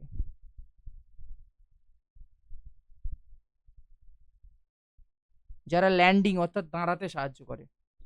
এবং নিচেতে এরকম বেশ কিছু হুঁক থাকে, সেই হুঁকগুলো ব্যাকটেরিয়ার গায়ে গেঁথে যায়, তার ফলে তারা ব্যাকটেরিয়ার গায়ে সহজে বসতে পারে। তাহলে তুমি ভাবো এটা অতীব ক্ষুদ্র একটা কি ব্যাকটেরিওফাজ, আসলে কি একটা ভাইরাস, যে ভাইরাসটা কাকে সংক্রমণ করছে? ব্যাকটেরিয়াকে। এবং ব্যাকটেরিয়ার এই যে ভাইরাস, যে ব্যাকটেরিওফাজ, তার গঠনে আমরা কি কি স্ট্রাকচার পাচ্ছি? একটা মস্তিষ্ক, একটা গ্রীবা বা কলার, একটা পুচ্ছ, আর এরকম 6টা, এগুলোকে বলে পাত ফলক বা মানে বলে তোমার ওই টেল ফাইবার। ঠিক আছে, তাহলে বুঝতে পারছো ব্যাকটেরিওফাজের স্ট্রাকচারটা বুঝতে পারলে না পারলে না? এবং এই ব্যাকটেরিওফাজ কাকে সংক্রমণ করে? ব্যাকটেরিয়াকে। কিভাবে সংক্রমণ করে সেটা আমরা এবার বুঝবো, মনোযোগ দিয়ে বুঝবে কিন্তু, আর নাহলে বুঝতে পারবে না। ব্যাকটেরিওফাজের যে লাইফ সাইকেল, বা যে কোনো ভাইরাসের ক্ষেত্রে আমরা লাইফ সাইকেল দেখবো দুটো চক্রের মাধ্যমে ঘটে। একটা হচ্ছে লাইটিক চক্র, আর একটা হচ্ছে লাইসোজেনিক চক্র। একটা হচ্ছে লাইটিক চক্র আর একটা হচ্ছে লাইসোজেনিক চক্র। লাইটিক চক্রটা ভালো করে আগে বোঝো। মনে করো এটা একটা ব্যাকটেরিয়া, মনে করো ইকোলাই ব্যাকটেরিয়ার উপরে ধরো এটা একটা ব্যাকটেরিওফাজ গিয়ে অ্যাটাক করছে, একটা ব্যাকটেরিওফাজ। এই ব্যাকটেরিওফাজটা গিয়ে কি করবে? ব্যাকটেরিওফাজের ধরো এটা হচ্ছে মনে করো ব্যাকটেরিয়াটা জেনেটিক বস্তু, আর ব্যাকটেরিওফাজের জেনেটিক বস্তুটা ধরো আমি আলাদা কালার ইউজ করছি, এটা হচ্ছে মনে করো ব্যাকটেরিওফাজের জেনেটিক বস্তু। এ যখনই অ্যাটাক করবে আমরা কি দেখতে পাবো? আমরা দেখতে পাবো যে ব্যাকটেরিয়াতে প্রবেশ করার সময়, এটা হচ্ছে ব্যাকটেরিয়াতে প্রবেশ করার সময় ব্যাকটেরিয়ার মধ্যে যে জেনেটিক বস্তু আছে সেটা যেমন আছে অ্যাজ ইট ইজ আছে। যখন ফাজ ভাইরাস ইনফেক্ট করবে, ফাজ ভাইরাসের মানে ব্যাকটেরিওফাজের শুধুমাত্র ডিএনএটা প্রবেশ করবে, বাইরে বাকি যে ক্যাপসিড, সেই ক্যাপসিডটা অ্যাসিডিস পড়ে থাকবে, শুধুমাত্র প্রবেশ করবে কে? ডিএনএটা। আর বাইরে যেটা অংশ এটা হচ্ছে ক্যাপসিড, মানে এই যে স্ট্রাকচারটা এটা হচ্ছে তোমার, এটা কি? এটা হচ্ছে ক্যাপসিড। কারণ আমরা জানি যে প্রোটিনের ডিএনএ জেনেটিক বস্তুকে ঘিরে যা প্রোটিন আবরণীরা থাকে তাকে কি বলে? ক্যাপসিড। পড়ে এলাম কি না? কানেক্ট করতে পারছো না? বুঝতে পারছো না? বলো আমাকে।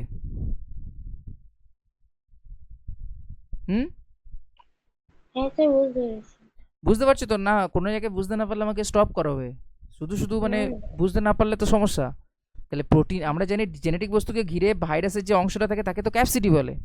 তো যখন হ্যাঁ। কোনো ব্যাকটেরিওফাজ কোনো ব্যাকটেরিয়াকে অ্যাটাক করে আমরা দেখতে পাই যে ব্যাকটেরিওফাজের ক্যাপসিড অংশটা বাইরেই আছে, শুধুমাত্র প্রবেশ করে কে? ডিএনএটা।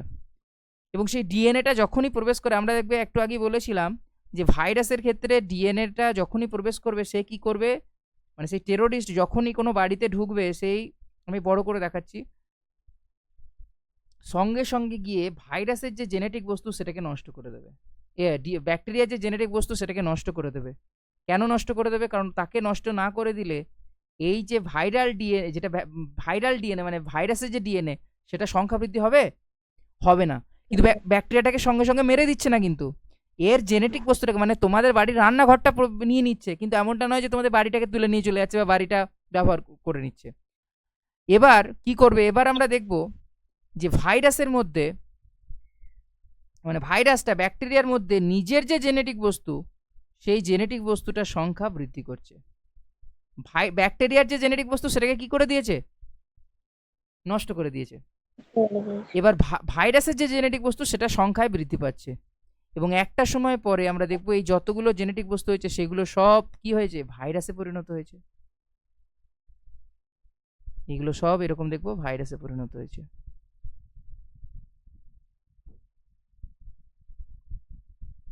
এবং সেই ভাইরাসের মধ্যে কি আছে? ভাইরাসের মধ্যে জেনেটিক বস্তু আছে। এরপর আমরা দেখবো একটা সময় গিয়ে সেই ভাইরাসটাকে এবার সে মেরে ফেলবে, সেই ব্যাকটেরিয়াটাকে সে মেরে ফেলবে এবং এরকম ব্যাকটেরিয়াটাকে ফাটিয়ে দিয়ে সেই ভাইরাসগুলো বেরিয়ে যাবে।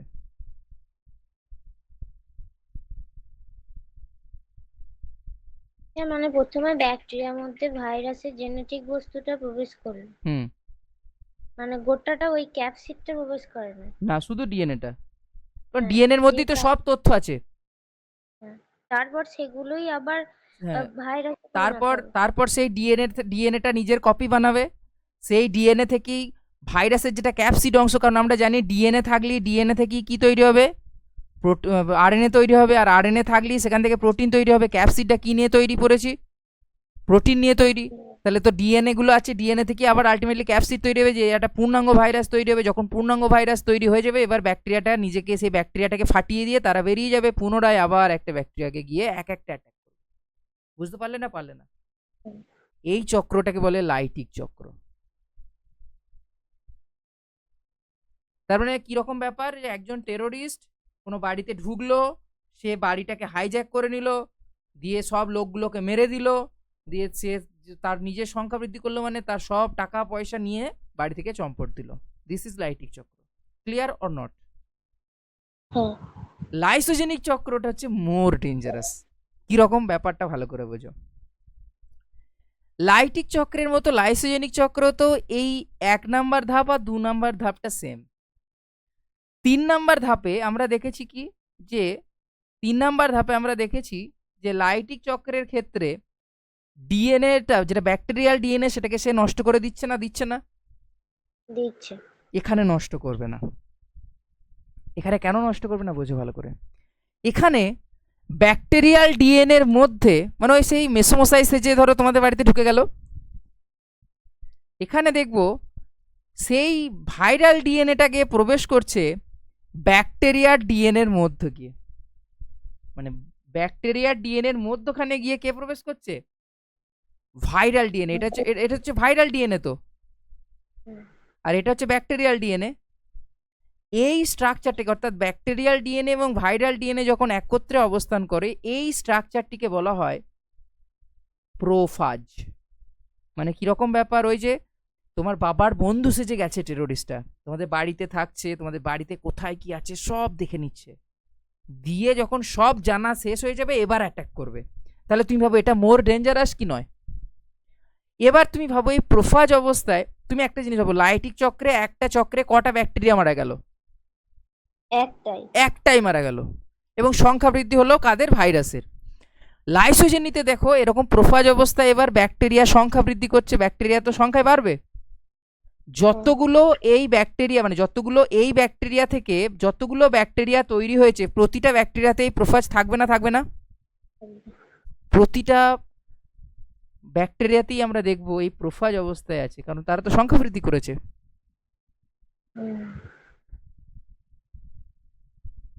এরপর যখন সংক্রমণের মাত্রা অধিক হয়ে যাবে, এরপর প্রতিটা ভাইরাসের ক্ষেত্রে আমরা দেখবো সেম এইরকম হয়ে যাবে। সে এবার নিজের রূপ ধারণ করবে, সে ভাইরাল ডিএনএটাকে, ব্যাকটেরিয়াল ডিএনএটাকে নষ্ট করে দেবে, নিজের কপি বাড়াবে, দিয়ে ফাটিয়ে বেরিয়ে চলে যাবে। তাহলে এখানে দেখো জাস্ট একটা ব্যাকটেরিয়া ইনফেক্ট হচ্ছিল, আর এই লাইসোজেনিকে অনেক ব্যাকটেরিয়া মারা যাচ্ছে। এখানে সংক্রমণের যে মাত্রা সেটা আরও বেশি, এবং এই চক্রটাকে বলে লাইসোজেনিক চক্র। বুঝতে পারলে না পারলে না? তাহলে দেখো লাইসোজেনিক আর লাইটিকের মধ্যে কোনটা বেশি ডেঞ্জারাস? লাইসোজেনিক। তার কারণ এখানে আমরা দেখতে পাচ্ছি সংক্রমণের মাত্রাটা অনেক বেশি হাই, ঠিক কি না? তো এখানে দেখো আমরা যেটা, যেমন T2 ফাজ, T2 ফাজ বলে যে ব্যাকটেরিয়া ফাজ আছে, তার ক্ষেত্রে আমরা লাইটিক চক্র দেখতে পাই। আমরা T4 ফাজে লাইসোজেনিক দেখতে পাই। আমরা ল্যামডা ফাজ, এই ল্যামডা ফাজের ক্ষেত্রেও আমরা লাইসোজেনিক চক্র দেখতে পাই। খুব দেয় ল্যামডা ফাজে কোন ধরনের চক্র দেখা যায়, সেটি হচ্ছে লাইসোজেনিক চক্র। ক্লিয়ার? লাইটিক লাইসোজেনিক চক্র বুঝতে পারলে কি পারলে না? ইন্টারেস্টিং। তাহলে আমরা ভাইরাসের ক্ষেত্রে কিভাবে তাদের জনন সম্পন্ন হয়, তুমি ভাবো একটা জিনিস, ভাইরাস ব্যাকটেরিয়া এরা আমাদের শরীরে কিন্তু আমাদের রোগ সৃষ্টি করব বলে ঢোকে না। ওদের ক্রিস্টাল ক্লিয়ার আইডিয়া, ওদের কি থাকে, ওদের টার্গেট আমরা সংখ্যা বৃদ্ধি করব। এবার ওই সংখ্যা বৃদ্ধি করার সময় অনেক টক্সিক পদার্থ তৈরি হয়, যার জন্য আমাদের রোগ হয়। তারা কিন্তু একদম শরীফ, তাদের আমাদের রোগ সৃষ্টি করব এই মনোভাব থাকে না, তারা খুব ভালো লোক। কিন্তু ব্যাপারটা হচ্ছে তারা ওইটা করতে গিয়ে অনেক টক্সিক পদার্থ তৈরি হয়ে যায়, যার জন্য আমাদের রোগ হয়ে যায়। বুঝতে পারলে কি পারলে না? তারা মানুষের মতো অ্যাটলিস্ট ক্ষতি করব এই ধান্দা নিয়ে ঢোকে না। তারা ঢোকে যে আমরা সংখ্যা বৃদ্ধি করব, লোকের কি আসে যায় সেটা আমি দেখবো না। এবার ওরা সংখ্যা বৃদ্ধি করতে গিয়ে আমাদের ক্ষতি হয়ে যায়, এটাই হচ্ছে সমস্যা। বেশ, এই হচ্ছে ব্যাপার আমাদের ভাইরাসের ব্যাপারগুলো নিয়ে। এবার আমরা দুটো ছোট ছোট জিনিস নিয়ে পড়বো, তাহলে আমাদের এই চ্যাপ্টারটা শেষ হবে। একটা হচ্ছে ভাইরয়েড, আর একটি হচ্ছে প্রিয়ন বা প্রায়ন্স। দেখো ভাইরয়েড, আমরা ভাইরাসে কি কি পেয়েছি? আমরা ভাইরাসের ক্ষেত্রে আমরা পেয়েছি একটা জেনেটিক বস্তু, আর একটি হচ্ছে তোমার ক্যাপসিড। এবার যদি কোনো উপাদান কোনো রকমের ক্যাপসিড নেই, অর্থাৎ কোনো রকম প্রোটিন নেই, শুধুমাত্র কে কোনো একটা জেনেটিক বস্তু, মূলত সেটা যদি আরএনএ হয়, সেই আরএনএটাই যদি শুধুমাত্র রোগ সংক্রমণ ঘটায়, তখন সেই আরএনএটাকে আমরা কি বলবো? ভাইরয়েড। দেখো করোনা ভাইরাসের ক্ষেত্রে আরএনএও আছে, তাকে ঘিরে ক্যাপসিডও আছে, কিন্তু আমি কি বলছি, যখন কোনো আরএনএ শুধুমাত্র জেনেটিক বস্তু সে যদি রোগ সৃষ্টি করে, তখন তাকে আমরা কি বলবো? ভাইরয়েড। অর্থাৎ ভাইরয়েডের নেচার অলওয়েজ কি প্রকৃতির হয়? আরএনএ। এটা খেয়াল রেখো, মানে জেনেটিক বস্তুটা কিন্তু অলওয়েজ আরএনএ, এবং মূলত এরা কাদের রোগ সৃষ্টি করে? মূলত এরা উদ্ভিদের রোগ সৃষ্টি করে। অর্থাৎ আমরা যদি বলি ভাইরয়েড কাকে বলে, না তোমাকে বলতে হবে না যে সমস্ত আরএনএ উদ্ভিদে রোগ সৃষ্টি করে, শুধুমাত্র আরএনএ, কিন্তু তাদেরকে বলা হয় ভাইরয়েড, বা আমরা বলতে পারি ক্যাপসিড বিহীন ভাইরাসকে বলে ভাইরয়েড। যেমন এর উদাহরণ হচ্ছে পিএসবি, আলু গাছের রোগ সৃষ্টি করে, পটাটো স্পিন্ডেল ভাইরয়েড। যেমন এর উদাহরণ হচ্ছে সিসিভি, সিসিভি এর পুরো কথা হচ্ছে কোকোনাট, কোকোনাট ক্যাডাং ক্যাডাং, কোকোনাট ক্যাডাং ক্যাডাং ভাইরয়েড। এরা হচ্ছে কোকোনাট মানে নারকেল গাছের রোগ সৃষ্টি করে। তাহলে এই দুটো হচ্ছে গুরুত্বপূর্ণ উদাহরণ। তাহলে ভাইরয়েড মানে যারা হচ্ছে প্রকৃতিতে আরএনএ, এবং সেই আরএনএটাই যখন রোগ সৃষ্টি করছে, তখন তাকে আমরা বলছি ভাইরয়েড। যেমন এর উদাহরণ হচ্ছে পটাটো স্পিন্ডেল ভাইরয়েড, যেমন এর উদাহরণ হচ্ছে কোকোনাট ক্যাডাং ক্যাডাং ভাইরয়েড। বুঝতে পারলে না পারলে না?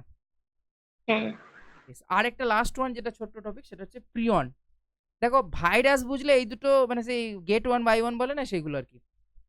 প্রিয়ন্স হচ্ছে দেখো যখন শুধুমাত্র ক্যাপসিডটা যদি রোগ সৃষ্টি করে, তাহলে ভাইরয়েডে শুধুমাত্র আরএনএটা রোগ সৃষ্টি করছিল, সেখানে কোনো ক্যাপসিড ছিল না।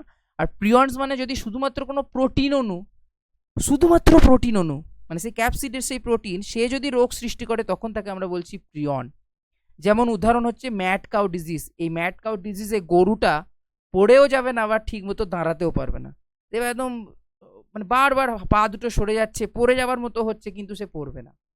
তার কারণ এটা একটা মানে প্রায়ন্স গিয়ে অ্যাটাক করে আমাদের স্নায়ুতন্ত্রকে, এবং এই স্নায়ুতন্ত্রকে অ্যাটাক করার ফলে আমাদের এদের নার্ভাস সিস্টেমটার অসুবিধা হয়, যার ফলে দেহের ভারসাম্য হারিয়ে যায়। যেমন এই ম্যাড কাউ ডিজিজ রোগ সৃষ্টি করে যে প্রিয়ন, সেটা হচ্ছে বোভিন, BOVIN, ইউটা হবে না, বোভিন স্পঞ্জিফর্ম এনসেফালোপ্যাথি, বা সংক্ষেপে বলে BSE। এই ম্যাড কাউ ডিজিজ রোগ সৃষ্টিকারী যে প্রিয়ন, সেটা হচ্ছে BSE, বোভিন স্পঞ্জিফর্ম এনসেফালোপ্যাথি। তাহলে আমরা তিনটে জিনিস পড়লাম। ভাইরাস মানে হচ্ছে যেখানে ক্যাপসিড প্লাস জেনেটিক বস্তু থাকবে, ভাইরয়েড মানে যেখানে জেনেটিক বস্তুটাই রোগ সংক্রমণ করবে, আর প্রিয়নস মানে যেখানে শুধুমাত্র প্রোটিন অণু সে রোগ সৃষ্টি করবে, তখন তাকে বলে প্রিয়ন। এবং এই সংক্রমণযোগ্য মানে যারা যে সমস্ত ভাইরাস সংক্রমণ, যেমন মানে যারা সংক্রমণযোগ্য ভাইরাসকে বলা হয়, মানে কিছু কিছু ভাইরাস আছে যারা সহজেই সংক্রামিত হয়, মানে ছোঁয়াচে টাইপের, তাদের যেমন HIV ভাইরাস কি সংক্রমণযোগ্য? HIV ভাইরাস কি সংক্রমণযোগ্য না নয়?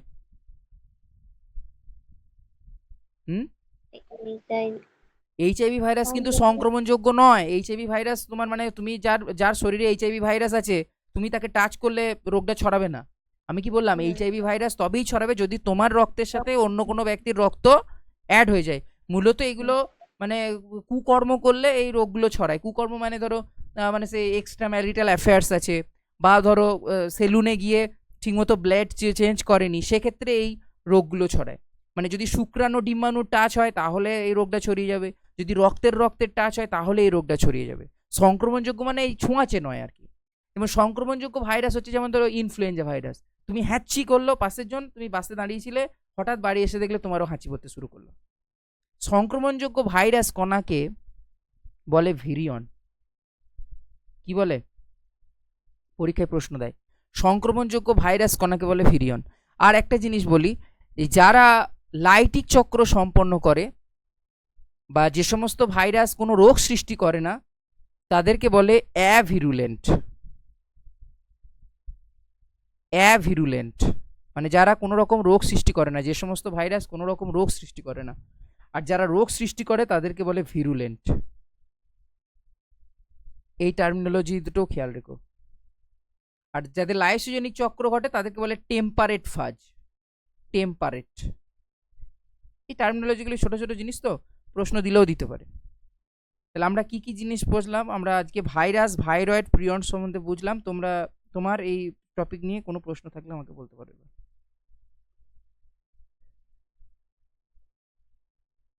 তাহলে উপকারী ভাইরাস কি হবে? উপকারী ভাইরাস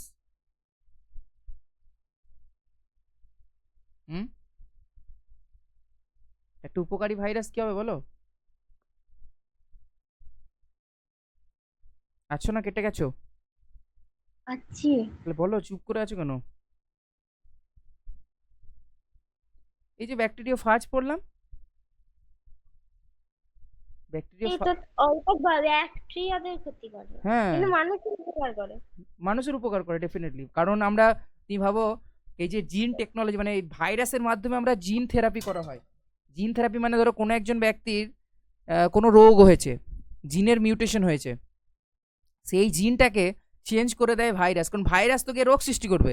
এবার তুমি ভাবো এই ডিএনএর জায়গায় যদি আমাদের ইচ্ছা অনুযায়ী মানে আমাদের যেটা দরকার সেই জিনটাকে ভরে দিই, ধরো এর ডিএনএটাকে বের করে নিলাম, দিয়ে আমাদের প্রয়োজন অনুযায়ী যে ডিএনএটা আমি চাইছি ওটা ভেতরে দিয়ে আসতে, সেটাকে যদি ভরে দিই, এই ভাইরাস তো গিয়ে ভরে দিয়ে আসবে।